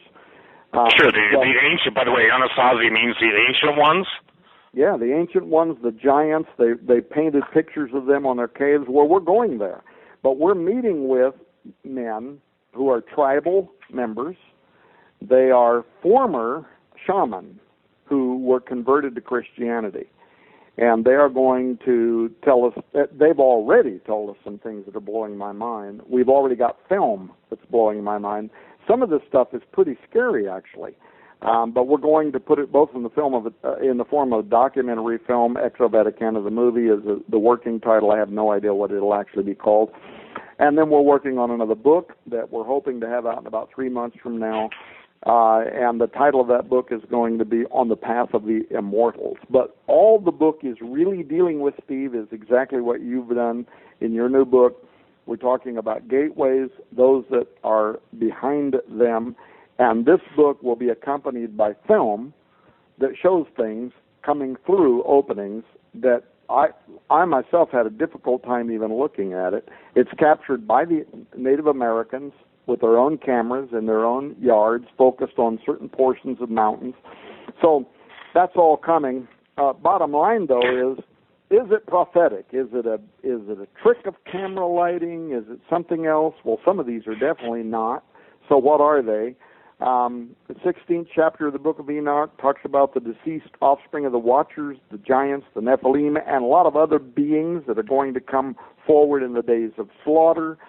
There's other, the book of Jubilees, ancient Jewish religious works that talk about how the Nephilim spirits with all these little beings that you're talking about are going to come through. But here's what takes us back to the first hour, and I know we're getting ready to go to another break. There's a buzz right now among these conservative Catholics that believe that Pope Francis might, as a matter of fact, be the fulfillment of the prophecy of the popes.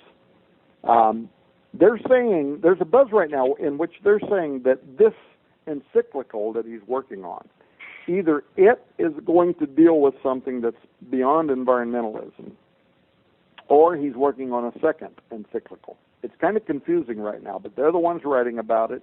I'm only corresponding with them about it. What they're saying is he's working on something that is going to radically alter our understanding of cosmology. And this is something that Putnam and I predicted. Now, don't forget, I'm not elevating myself at all. I'm not a prophet. I'm not. And I don't hold myself up. I don't see myself as being smarter than anybody else. But I had some strong feelings. We wrote about them in Petrus Romanus, and we turned out to be right. Then we wrote Exo Vaticana, and I was able to get the leading papal astronomers to interview with me. We were able to go up to Mount Graham, meet up there, and we met with the Jesuits that are up there. Now what I'm telling you is something is coming. I'm hearing about it, and it's either this encyclical or it's a different encyclical, and it is going to change or dramatically change our understanding of church doctrine in a link with the Vatican that has to do with Pope Francis as a Jesuit and his connection to what I could only call ET theology, Stargate theology. Tom, what would happen? Let's go to the break. But what would happen with this question? What if the powers that be have chosen to not give disclosure through the scientific community, but through the religious community of the Catholic Church, and let the Pope be the one that announces to the world that we're not alone, that we were created by the brothers who are believers as we are? I think, isn't that what basically that second thing could be alluding to? The fact that everyone's looked at Disclosure, Greer, and everybody else, SETI, and all the UFO sites, but I don't think to this point, maybe I'm wrong, I'm not familiar with all of them, but I'm familiar with a lot of them. What would that say to the world if it was a Catholic Church under this Pope who announced to the world, we're not alone, we've had meetings with these guys, and then announces? That would put so much credibility into his hands, and it would simply take it out of the, quote, scientific community and put it immediately into the religious community. Isn't that an amazing thought? Yeah, I think you might have just hit the nail on the head. Let's talk about that when we come back from the break. Okay, Joe, Doug, whoever wants to take us out of this. Yeah, we'll go to the top of the hour break now, folks. You're listening to this Wednesday edition of Tom Horn and Steve Quill on the Hagmann and Hagmann Report. We're coming into our third and final hour after this short break from our sponsors. Stay with us.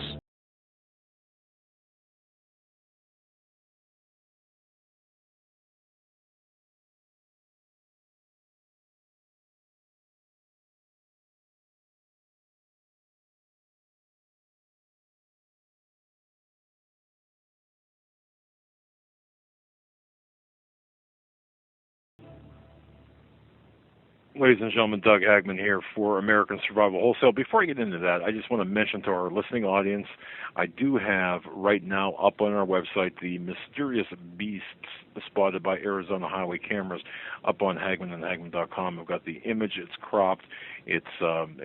center field in the image does show the beasts that were referenced earlier in tonight's conversation.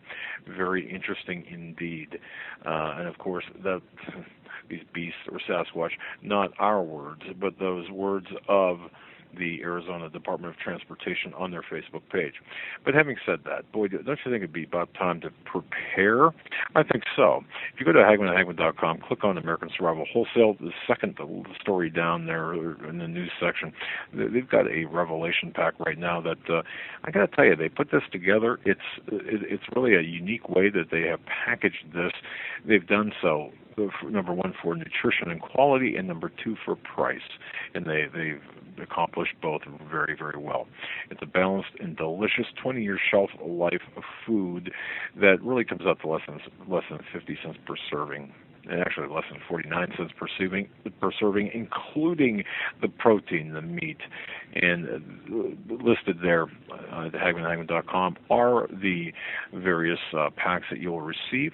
This is a 3-month supply, and I got to tell you, 2015, you've got to act fast, because it could be not only just an interesting year, but a very busy year for the preparation survival companies. So act fast. Go to AmericanSurvivalWholesale.com or go to HagmannandHagmann.com and click on the Revelation Pack, and it'll take you directly to that particular package. That's AmericanSurvivalWholesale.com, our partners in this radio endeavor. Now, please hear me. This is very important. The ultimate power in the United States of America is believing Christians who know their God.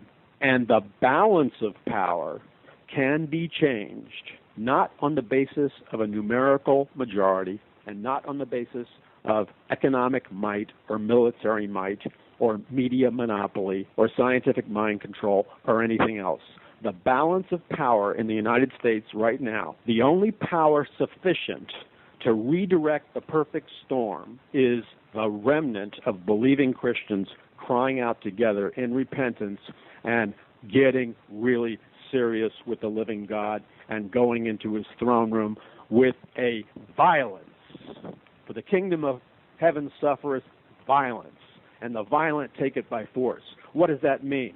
Cut the wimpy, disgusting, putrid, impotent, pharisaical, religious game playing that Jesus Christ said to the Laodicean church in the book of Revelation, I will vomit you out of my mouth. I will puke you out of my mouth, because you are neither hot nor cold. Impotent is what Christ was saying. You're useless is what Christ was saying. But he didn't write them off. He gave them one last chance. He asked them to repent. He asked them to receive the eye salve of the Holy Spirit so their vision could be restored and they could see the true nature of what was happening all around them. And he called them. Jesus Christ called them. He said he was going to clothe them. Notice the words clothe them, as he set them on fire, because they would only be useful to the degree they stopped being cold or hot and were set on fire.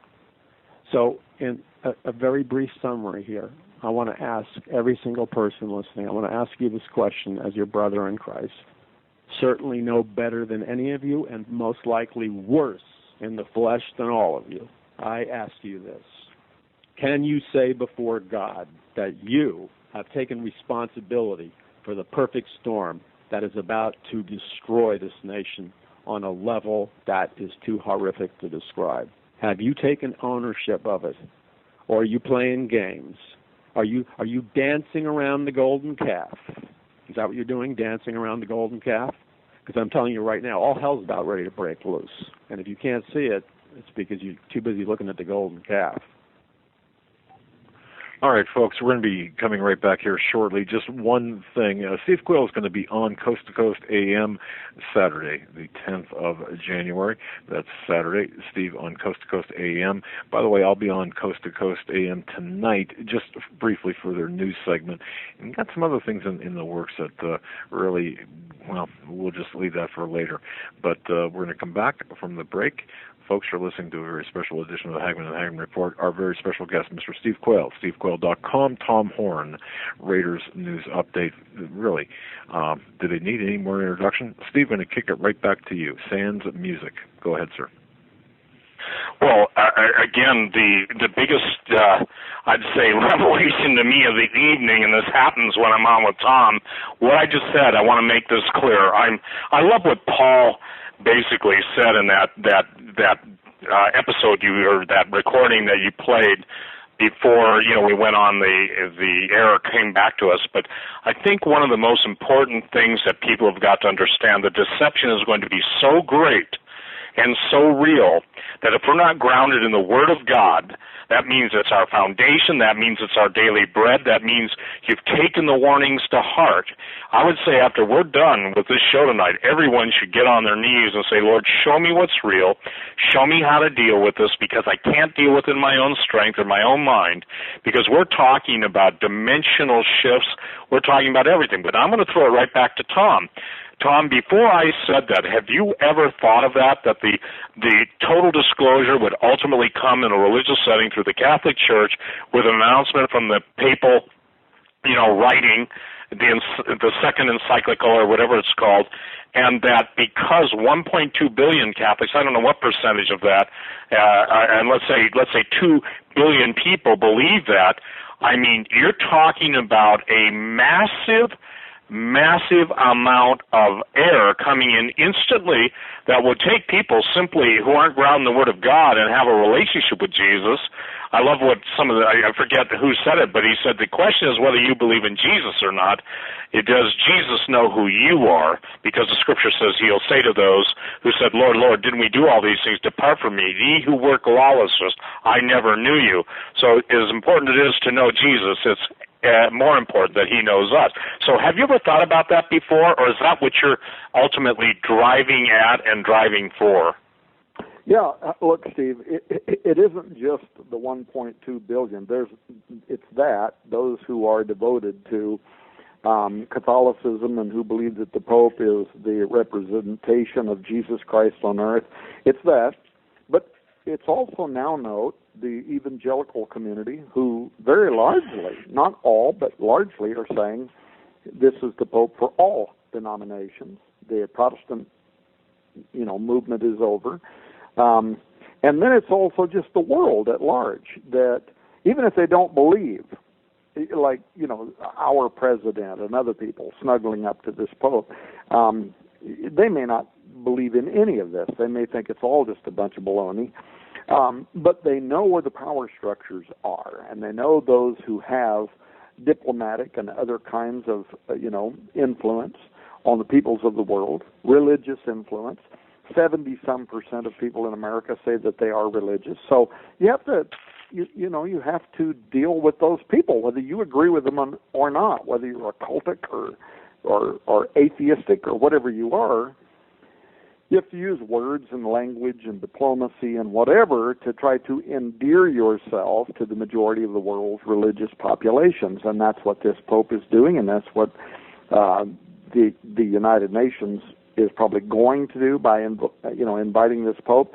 And I believe that there is a coming moment. I think it's actually closer than most people realize, and I think it's going to stop the world in its tracks. I think there is a moment coming that a lot of people call official disclosure, where we're going to admit, we may say this, we may say we have found extraterrestrial life on another planet, or we may say something more shocking than that. We are in contact with extraterrestrial intelligence. And whatever that, announcement is going to be, I can very much envision that you're not going to walk down into the well of the United Nations with the President of the United States and not have the Pope standing right beside him to say, we have an announcement to make. We are in contact. Now, if you read the books, Petrus Romanus and Extra Vaticana, we made predictions a year in advance that came to pass. But there's something that we did after we wrote those books, in that we uncovered, after Francis was elected as the new Pope, how he has a historic relationship with the members of the VORG, the Vatican Observatory Research Group, that we were investigating and interviewing members of it when we went to Mount Graham about 1.5 years ago. And as a matter of fact, as a young adult, Bergoglio, Pope Francis, he actually earned a master's degree in chemistry from the University of Buenos Aires. He had scientific ambitions prior to entering the Jesuit order, including studies in astrobiology. So when we found that, it threw up kind of an alert to us that there might be a connection here.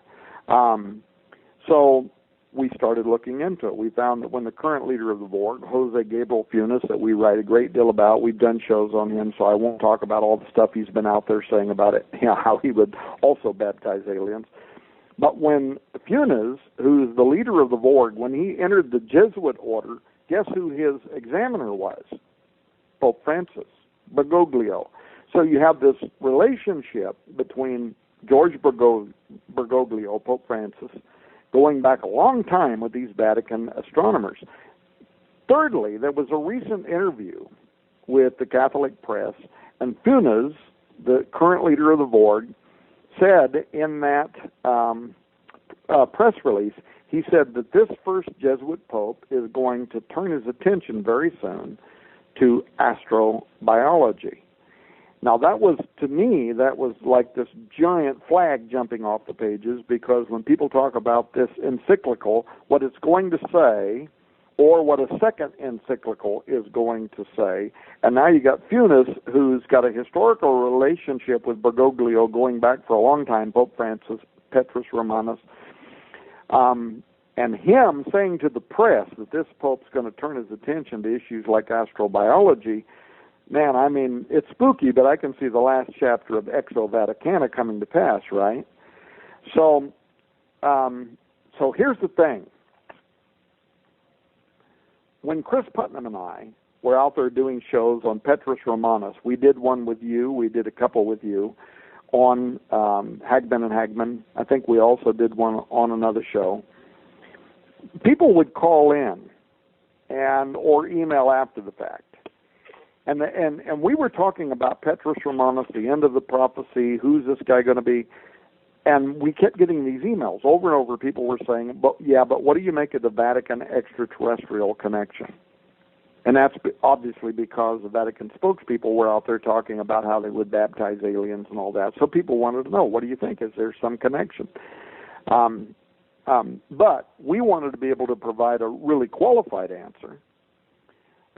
And so that's when we went to the horse's mouth. We went to Mount Graham. We talked to the astronomers there. And I will tell you, you don't just drive up to Mount Graham. You don't just get in a car and drive up there and say, hey, we're here to see the aliens. You know what I mean? This thing is fenced off.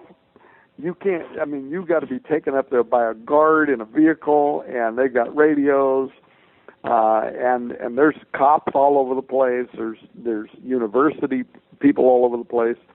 But anyway, we went up there. We met with the Jesuit that was on duty that day. He was very open, very cordial, very warm. You might even say he was Christian-like. He was Christ-like. We talked to him. He showed us everything. We walked around the telescope that belongs to the Jesuits. And then we went to the radio telescope that's just up the road from them on the top of that mountain, and then we went to the large binocular telescope. And I think we talked about all that. Yep. Well, can I ask a question, because I think this is critical? I want to make a statement too. By the way, Timothy Alvarino, this is important to our discussion, and I just uploaded while we're on the air tonight. He just uploaded me. He just did a 28-minute Alvarino analysis on the United States, America, Amaruca, the land of the plumed serpent. And Tim sent me a text message, I think yesterday, and stated he found some mind-blowing stuff, because Francis Bacon obviously believed America would be the new Atlantis. And just so you know, Tim, and I think I've told you this, again, as Tom Horn just announced what he and Chris are doing, Tim is headed, we're working on a project to send Tim and a film crew to an area where there are reportedly live giants and we're going to be announcing that on my website. And you've already seen, I think, the video we'll be posting of our conversation. Tim was in the clouds of Peru with a friend of his who basically, at the last place he was located before they went up the mountain, was a Catholic church. And interestingly enough, the nuns and the priests would tell him how the farmers would lose some of their livestock, and they would literally find not only the bones of some of their livestock, something big had eaten them, but they'd also find, listen to this, cattle 30 feet up in the air in trees, live cattle. In other words, like someone just was playing with them. And Tim basically, is got an expedition going. He knows South America very well. But just again, ladies and gentlemen, Tom and I, and Tom's never told me what he just shared with you on the radio, and we're getting an expedition. And I say in this thing that we'll post pretty soon, as soon as it's all final edited and everything, that the difference between most people who are dealing with the subject matter of giants and elves and all the supernatural entities, fallen angels, all that stuff, they're looking in a rearview mirror. We're going forward, and what you're saying and I'm saying are both, see, this is what I'm saying about the Lord God of heaven giving us a time lock, and that time lock seems to be tonight to release us. So whatever God has purposed in his heart, and I'm not trying to be super spiritual, I'm just telling you, ladies and gentlemen, once again, I did not talk to Tom Horn, he did not talk to me. Two separate expeditions. We also have been in contact, and not in this country, with other where people, the natives, are totally talking about the gates opening, the things coming through them. Marcus Samuel out in the reservation, Brother Marcus, he's talking about literally stargates opening up. They've seen, I think he and Curtis have seen, things coming through gates that just seemingly appear in the sky between certain rock formations. And Tom, one of the most amazing things that I know of right tonight that is so astronomically important, pun intended, is that as I trace all of the legends of giants, little creatures, supernatural entities, would you believe that they all sink in at some point in their old traditions with burning mountains, i.e. volcanoes, and even the ancients believe that the magma, not because of the heat, but because of the electric current, was kind of like, if you will, a prison for fallen entities, okay? And now, as of yesterday, I think we had 41, according to Volcano World, we have 41 active volcanoes, and as I stated at the beginning of the show, and you were talking about situation with Arizona Highway, there are absolute scientists who are on Popo, and thanks to Bill for sending me that, but the Mexico City, and I think the height of that was 17,000 feet or whatever. And the thing that's interesting is they're talking about giants who can traverse 3 hours of a normal man in 10 minutes. So notice where it's at, the volcanoes. And interestingly enough, when you look at Mount Rainier, Mount Shasta, Mount Hood, all the Cascadia region, in tracking Bigfoot, Sasquatch, all that, every single incident are always talking about gates or caves, and from the outside a cave can be a portal, at least a cave entrance, and they're always located on, you ready for this, either active or dormant volcanoes. I find that interesting. And even Obama, there was a quote attributed to him about the ancient gods coming forth out of the volcanoes. And where are they coming right now? One of the most seismically active regions in the world is Indonesia. And I'm telling people, look, this isn't quackery, this isn't whacked out. The electric current of magma as it flows is evidently some kind of a containment field. And Tom, what are they doing with the Hadron Collider? They're messing around with the electrical, physical, and all the different forces that you and I aren't allowed to know about unless we're introduced into the world of Illuminati physics, unless God gives it to us. And I believe this. I believe that as we speak tonight, again, I want to make I can't get away from this. People are going to see more and more of these events taking place. And notice this, in Oklahoma, The very first place of an open satanic ritual, that was the place of the first beheading of an American. Blood is crying out for blood. And the United Nations, as most people know, David Rockefeller gave that property to the United Nations, and it was on the grounds of one of the biggest slaughterhouses, animal slaughterhouses in New York's history. So I think it's fascinating. If I'm seeing this thing as it is, I'm seeing every gate coming to a point, and I believe, and you and I have talked about this, that when they punch the hole through with the Hadron Collider, that's when all the other gates open up. Well, so Alberino's doing what? He's going there with a film crew. What is he filming? Yeah, he's headed to South America. So when he's done, he actually emailed me a couple of days ago, and I told him that we are probably within about 2 weeks of having Skywatch Television's website up. And once the website is up is when we're going to actually start putting this out there on television. And we will have daily news updates. But when Alberino and you produce the special reports, we're going to put those in the updates and put them on Skywatch Television. And I can tell you, what he's doing is really important, more important than I would have even thought, a few years ago before I started doing the Exo Vaticana research. Petrus Romanus was really important. I think it's even prophetic. But what we did in Exo Vaticana was more important. What you're doing with your new book, your new research, Alberino's research, is actually more important, I think. It's more prophetic. It's more important in the sense that it prepares people for what is coming, what they should be prepared for, because people's hearts are going to fail them for fear when they see what is coming upon the earth. And that's part of what I learned. The Christian converts among the Indian people there in Arizona that were opposed to the Vatican going up on the top of that mountain to build a telescope. I mean, I'm so naive. I thought the reason that they were opposing the Vatican going up there, NASA going up there, was that it was Holy Land. That's what I thought, right? That would make sense. It's where their forefathers and foremothers lived and died and were buried, and so it's holy ground, and that's why they opposed them going up there. Well, then I learned from the natives themselves, man, you got this story completely wrong. We oppose them going up there because this is one of the 4 holiest mountains in the world to the Native American Indians, and it is because it is a gateway. It is a stargate. It's a portal. It's an opening. It's a place where beings can enter and exit, and for the most part, they're holy men, they're shaman. They don't want the gate open. That's the point. They don't want it open, because if you look back in their history, their creation mythos, when the gate opened once before, it didn't end very well. Giants came through. They came through and they started spilling out across the entire Arizona basin down there. They were the desert southwest. Yeah, the desert southwest. They were cannibalizing people. They began crying out to the great sun god, who they didn't even know who he was, but they're crying out to him to save them.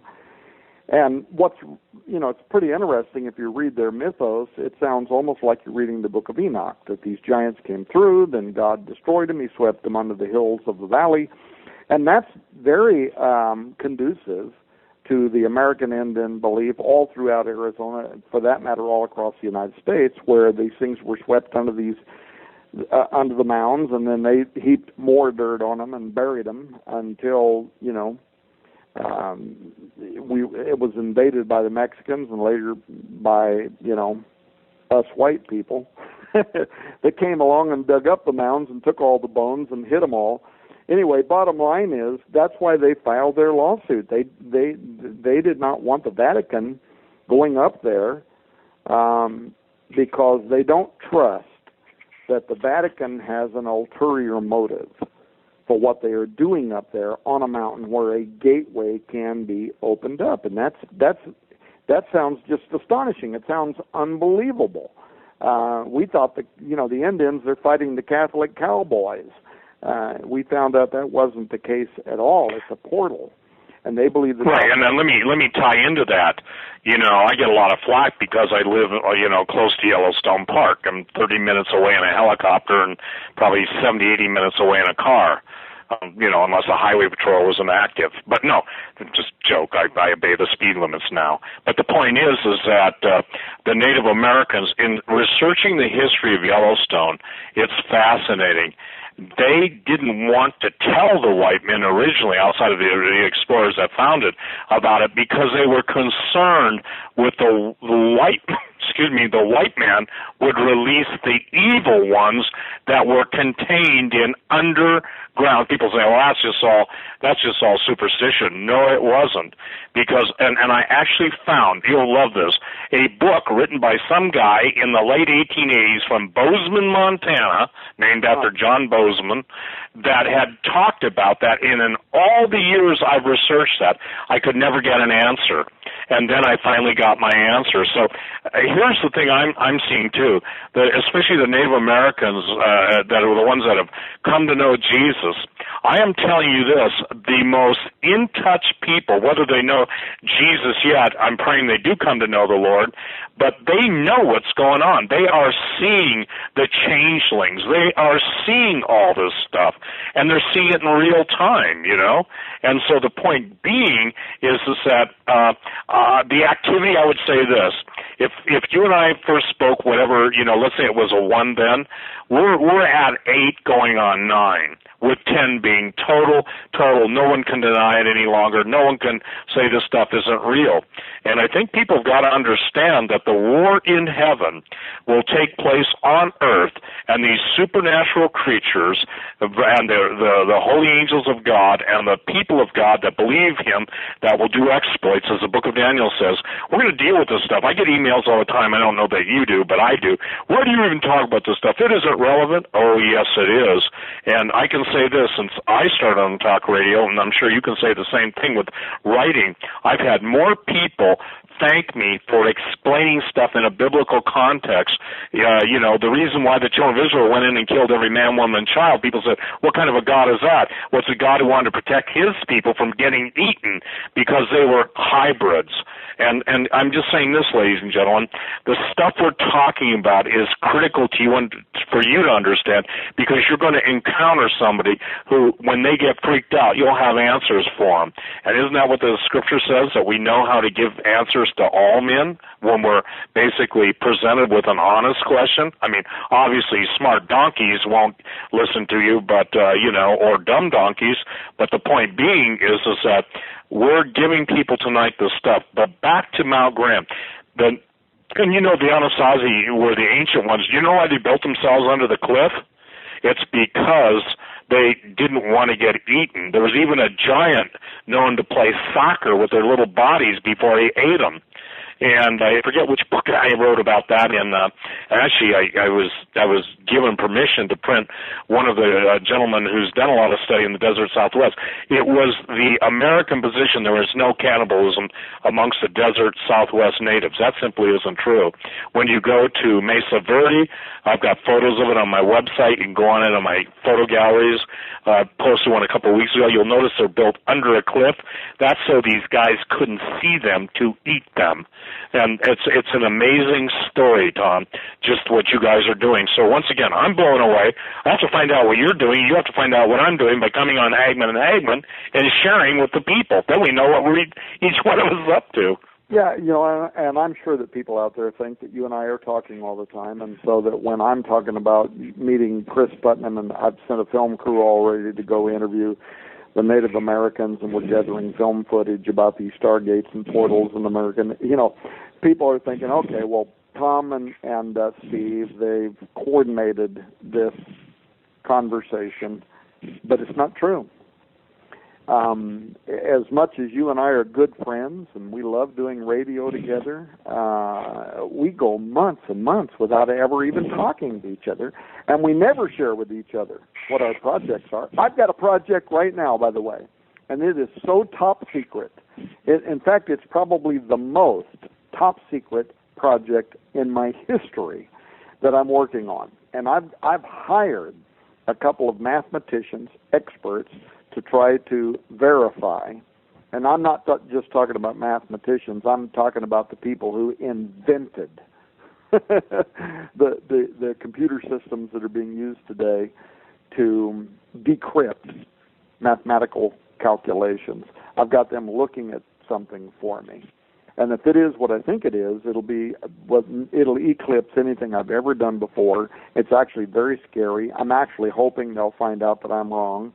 But I got an email from them just last week, and they gave me part of their first analysis that seems to verify that what I think is actually true. It's really spooky. But jumping back onto what you were talking about, Alberino, what you're doing, what the American Indians were saying. Look, for those that think that might only be an American Indian idea, that specific locations of the earth are literal areas, specific locations where there are gateways, geographic locations where doors can open and close, hyperdimensional, supernatural, whatever you want to call them. The Bible talks about this. Look at Moses going up to Mount Sinai, and it's only there that he meets with God. Note that when Jesus returns, it says his feet will touch the top of the Mount of Olives, and then he descends down from that point. In the apocryphal Book of Enoch, which is still in some versions of the Bible, of course I also republished it, Book 1 of the Researcher's Library.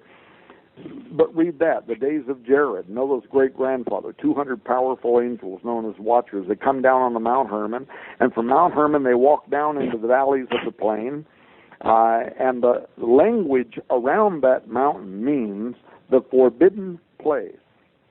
And years later, here's Jesus, and he's with his disciples in Caesarea Philippi, and he's facing Mount Hermon because he's right in that area. And that's where the Greeks at the time had built this dedicatory, if you will, to the horned demon Pan. And it's right where Jesus says, the gates of hell. So imagine that, Steve, this verse that's meant so much to me and meant so much to you. What Jesus is standing in front of and looking at when he says, the gates of hell will not prevail against my church. It's right there with this giant gateway in Caesarea Philippi, dating back to these watchers that came down. These gates will not prevail against my church. How cool is that, right? I mean, you know, it's marvelous. It's wonderful. I rejoice with the psalmist. I honestly wish I could do backflips. To me, a backflip is the ultimate expression of God's power in my life, rejoicing before Him. David danced before the Lord. You know, I'd like to do a handspring. And I'm only saying that to say that He's so marvelous. God is so wonderful, so magnificent, that He would reveal these things to us. You know, I love the difference between Jesus Christ and all the other prophets. Number one, He's the Son of God. He said, if you've seen me, you've seen the Father. That really makes people mad. You know, and I think it's interesting, isn't it, Tom? The absolute revulsion to the name of Jesus, the repulsing of anything to do with Jesus, the mockery of Jesus on TV with the Simpsons and all these cartoons. I would think this, and yet no one will say what needs to be said. The spirit motivating the murders throughout the world are the religion of the sword. The blood being shed, yet mainstream television, the mouthpieces, it's like when God says in His Word, because they don't love the truth, He's going to send them strong delusion that they believe a lie.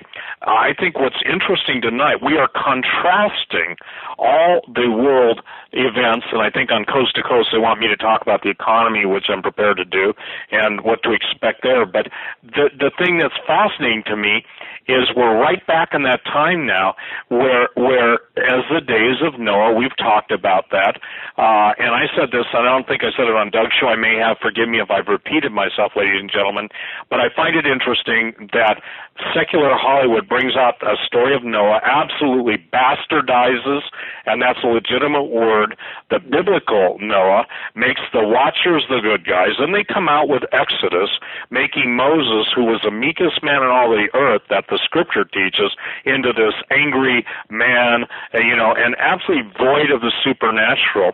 But what's telling to me is not that they quote murdered the biblical revelation of Noah or murdered the biblical revelation of Moses, but look at the timing, just as in the days of Noah. Just as in the days, what happened? And Exodus was God's deliverance for his people from the oppressor. And obviously there was supernatural oppression in Egypt, all the demons and demigods, and then there was the real, there was the earthly, if you will, those endued with supernatural evil to enslave God's people. I see the parallel today. You and I on the radio tonight, again, January 7th, as how should I say it, being tasked by the living God to prepare God's people for the next unfolding revelations. And the same words, I think it's 360 or 365 times, God says, fear not. People can embrace the end times with excitement, with victory, with praise, and total reliance on the living God. It's not by might nor by power, but by my Spirit. So tonight, ladies and gentlemen, we're talking about stuff, and I just want to say one thing about my book again. I'm not pushing this because I want to sell books. I'm pushing this because the information is, I felt like the Lord. I said, Lord, is it time for me just to quit this stuff? And I tell you what, somebody said, well, you never win when you quit. I said, I've thrown in the towel so many times, I should have opened up a laundromat, okay? But this is one time when I knew that literally I was on to something. And again, I deal with stargates in a more real way, but this is the way it's unfolding. And isn't it interesting? When you go to study the Anasazi, by the way, the Anasazi were small, but when you're talking about that area of the world, you're also talking about Pedro, and most people don't know this, look it up on the internet, Pedro the mountain mummy.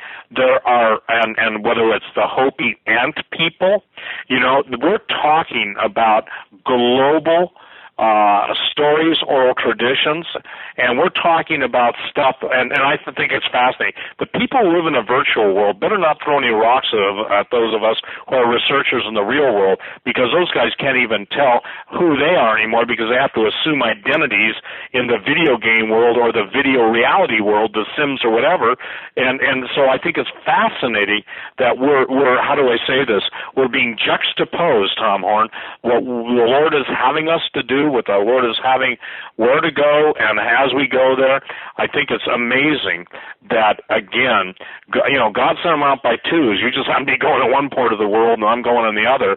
But the point being is it's to His glory, and I think people need to understand this, that this could be looked at as probably, and I believe it is, a turning point for the events that lie ahead. You've heard by Tom Horn, ladies and gentlemen, where we're headed with the fulfillment of Revelation, what the Septuagint, the Greek, share, Tom, real quick what the Septuagint is, because I think 99% of people listening to us don't know.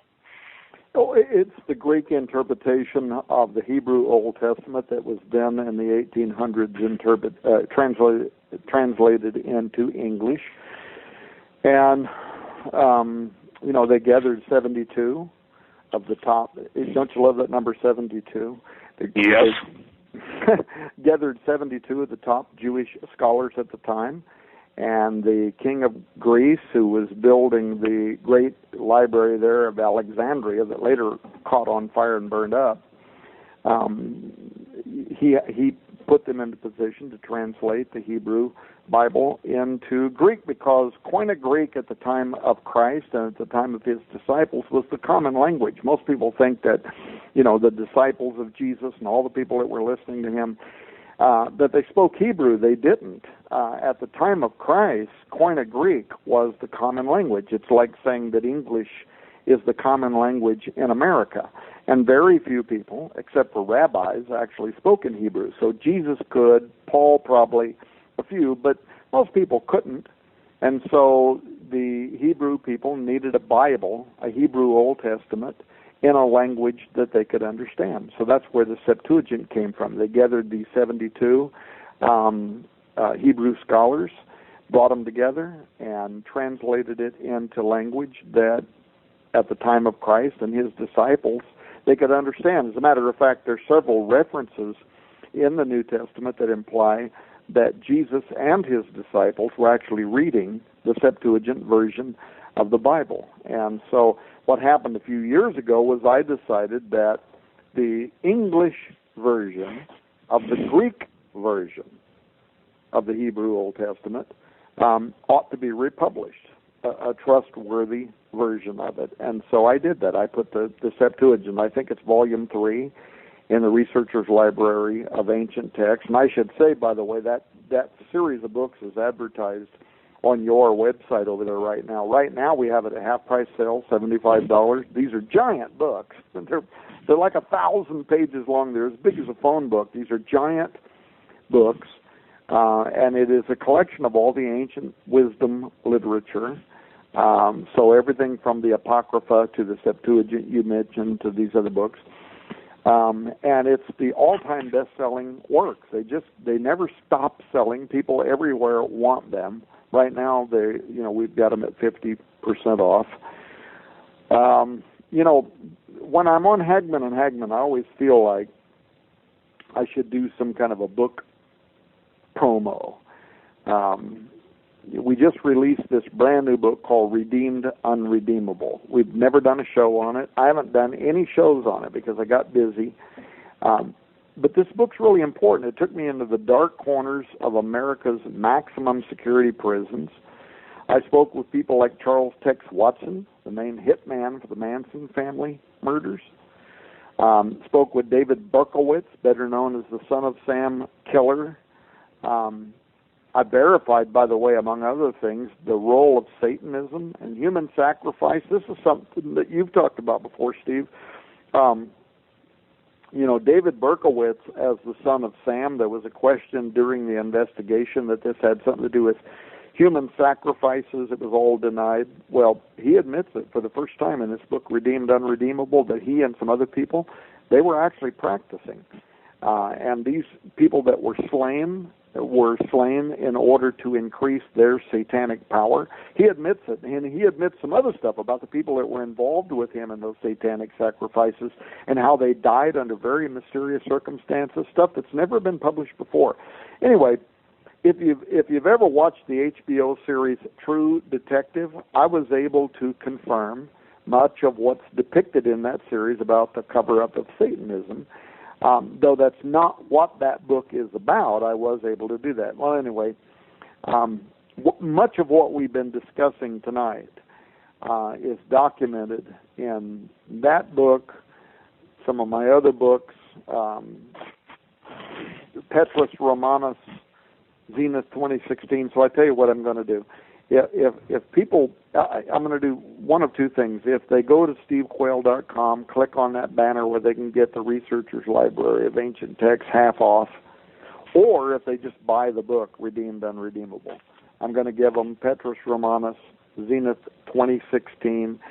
And right now at Survivor Mall, they're already giving away a second book with Redeemed Unredeemable and a movie. So if listeners to Hagmann and Hagmann go to Survivor Mall and buy the book Redeemed Unredeemable, on checkout just type in I heard you on Hagmann and Hagmann, and I will make sure that you not only get the free book they're already giving away in the movie, but you get Zenith 2016 and Petrus Romanus, which is a lot of the background about what we're talking about now. If you go to Steve Quayle's website, you click on the banner there and you get the Researcher's Library of Ancient Texts half off. Just remember, type into the comment section there when you check out, I heard you on Hagmann and Hagmann. I'll make sure you get Petrus Romanus and Zenith 2016. I did that as a fluke the first time I was on this show, and since that time, for whatever reason, I always felt obligated, Doug and Joe, to do something special for your listeners only.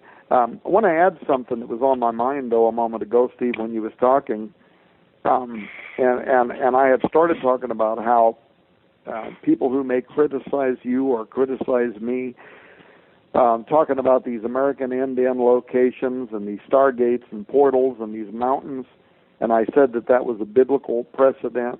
There's a very long list of evidence that is a fact, and I talked about Moses and Sinai and the book of Enoch, and when Jesus returns, he comes down on the mount. But that list literally goes on and on. Look at Genesis 28, Jacob's ladder. And what happens with Jacob and his night vision of his ladder? He wakes up the next morning. What has he seen? Angels ascending and descending, coming through this doorway, this gateway. And it's a very specific location. In fact, it's so specific that it scares the thunder out of Jacob. He gets up, he takes out oil, he starts anointing the whole place. But what does Genesis 28 actually say that he says? It's not what most people say today. He doesn't just call it the house of the Lord. That's what most people say. Jacob anointed it and he called it the house of the Lord. That's not what he says. Read Genesis 28 for yourself. What he actually says is this. He says there is a gate here to the house of God, an opening. And it was somehow open the night that he was there. Angels are ascending and descending through it. But he doesn't say this is the house of God. He says there is a gateway here to the house of God, very much like Nimrod's building of the Tower of Babel, right? Absolutely. Yeah. So it's interesting. I mean, look at Nimrod. Nimrod begins to be a mighty warrior, a Gibborim. And many people believe that those Gibborim are the offspring of the Watchers and the Nephilim. I'm trying to, as I'm sitting here, and I know we got 10 minutes, Steve, I'm trying to remember something you sent me the other day. You were talking about the introduction to your new book, and you were talking about the Nephilim, the Gibborim, and something that a lot of people make a mistake about it, and I can't... Well, yeah, here's the thing. It's interesting. If you look at the Septuagint in Genesis 6, chapter 4, Doug asked me about this. The words Nephilim only appear twice, okay, the Hebrew. People argue, but, basically Nephal, to fall. The fact is, the Septuagint makes the distinction between Nephilim and Rephaim. Here's what I was trying to, and that's what I sent you, Tom. The word Nephilim appears once before the flood and once after the flood. I'd never seen that before. I don't know if you had, but I haven't. After the flood, after Numbers 13, 33, 34, whatever, every time the giants are spoken of, it's always in the form of the Rephaim. Never again in the the Old Testament is any reference to the Nephilim, okay? The confusion comes, and this is where I think in the past, we've talked about this on the air, Tim Alvarino made a statement. He said, nowadays, everything's a Nephilim. First of all, a demon is a disembodied spirit of the giant. People can read that in the book of Enoch, or they can read it in the book of Giants, both Dead Sea Scrolls. But what blew my mind, and again, maybe you'd seen it, but I never had, that the only reason why the word Nephilim, and again, in the King James, they translated giants, but I made the statement that after Numbers 13, 32, 33, whatever, someplace in there, I said that it's never used again, and that's what I was stating at the beginning of the show. It's fascinating. There are 25 times that the word Rapha, which can be translated the dead, isn't this interesting? Shades, ghosts, versus Rephaim, those who descend from the fallen ones, okay? And those combined are 33 times. So let me just announce this, too. I'm updating Genesis 6 Giants. That's been the seminal work I've done. And, Tom, I got to be blunt with you. I've come upon new information from antiquity that's absolutely mind-blowing. And, first of all, most people don't realize that Charlemagne was a giant by anybody's standards. Most people don't realize that King Arthur, and by the way, King Arthur's name was Arthur Pendragon, which means that Arthur, son of the dragon, Merlin was, and when we talk about fairy tales, the oldest book in the world, poetic narrative, is what? The Epic of Gilgamesh. I remember being told by special operations generals when, prior to Iraq, one of the reasons why they were going in there is when Gilgamesh's tomb was unearthed, okay, in Iraq, that there was a fight to see who could get to the tomb and get the mummy of Gilgamesh before anybody else could. So when you know who the Epic of Gilgamesh talks about this warrior, basically hybrid, fighting monsters and going into the bowels of the earth, etc., etc., it brought to light a whole new realm of warfare that I was not, and I couldn't know this stuff, okay? I could not know this stuff until people told me who were in a position to know. It's just like another general said to me, he says, Steve, it's not what's above ground in the Giza Plateau, it's what's underneath. And he said, you know all that money we give to Egypt, the Egyptian government, for arms and whatever? He says it's to buy their silence. Have you ever heard that before? Yeah, absolutely. And so the point being is that you know, I know we've talked about it, but where I'm going with that is simply this. It's imperative that people understand that this giant thing isn't a bunch of, you know, basically Jack be nimble, Jack be quick, Jack jump over the candlestick. And as I stated before when I was talking to Doug, isn't it interesting? When we think about even the fairy tales, Jack the Giant Killer, fee, fi, fo, fum, I smell the blood of an Englishman, you know, and I was told that these giants hunt by DNA, by the resonance, by your frequency, by my frequency. And it's fascinating to me now that if you go in reverse logic, the entities that believe they are the supermen, the ubermensch that Nietzsche talked about, who are spending trillions of dollars to identify the bloodlines. And, you know, everybody was asking me, why are they taking DNA tests? If you're on the red list, you're on the red list. I said, well, they just want to make sure they don't kill any of their relatives. And I stand by that statement. You know, they don't want to kill, you know, the great-great-grandson, I'm making this up, 100 times removed from Nimrod or Gilgamesh. And again, most people couldn't even embrace that thought when you and I first went public with this, you know. They just couldn't embrace it or handle it. So, ladies and gentlemen, yeah, I think we're down to the last couple of minutes, but please take advantage. I'll turn it right back over to Tom. You can close it out. But Little Creatures, a new book. It's that critical. I think it's 455 pages. Special pricing. You got to send me a check because it's not up on my shopping cart, and you'll save 25%. It's a marvelous undertaking, and as people who have just read the chapters, some of the interesting chapters in it that I found the most mind-blowing to me were basically the aquatic little creatures, you know, goblin spirit, the jinn, imps and other creatures, you know, fairies, and then the Stargate, quicker than the eye. Chapter 6 of my book deals with Stargates, and again, Tom, I have researched probably, I'd say 500, I don't want to say 1,000, but events, and they're always associated with Stargates. So when you wrote, obviously, what you wrote in fiction years ago, now it's in practice. Now we're seeing references literally daily, if not weekly, about people having encounter with these things. I say God's making a strong case that you guys, you better be aware of this, because this is the stuff coming on the earth. And I think this is what Jesus meant when he said, men starts killing them for looking after those things coming upon the earth. And Go ahead, Steve, Tom. Yeah, and Steve, I can't wait to get you into our studio in Missouri. We're going to do a bunch of shows on your new work, on your new research. I mean, and you're right. You and I have talked about this, but now here it is. The whole 72 stars. People don't even know that in Washington, D.C., the whole apotheosis of George Washington up inside the U.S. Capitol Dome, why does it have 72 pentagrams around it? It's because the occultists who designed it and turned it into a Stargate know exactly what they're doing, how it will relate to end times prophecy as depicted in your book. And those who are, you know, Isaiah, what does he describe? Cryptids, half goat, half man, monsters that are waiting behind these gateways. And he says that the moment that God or whoever it is gives a command, open the gates, ye ruler, I give command and I bring them.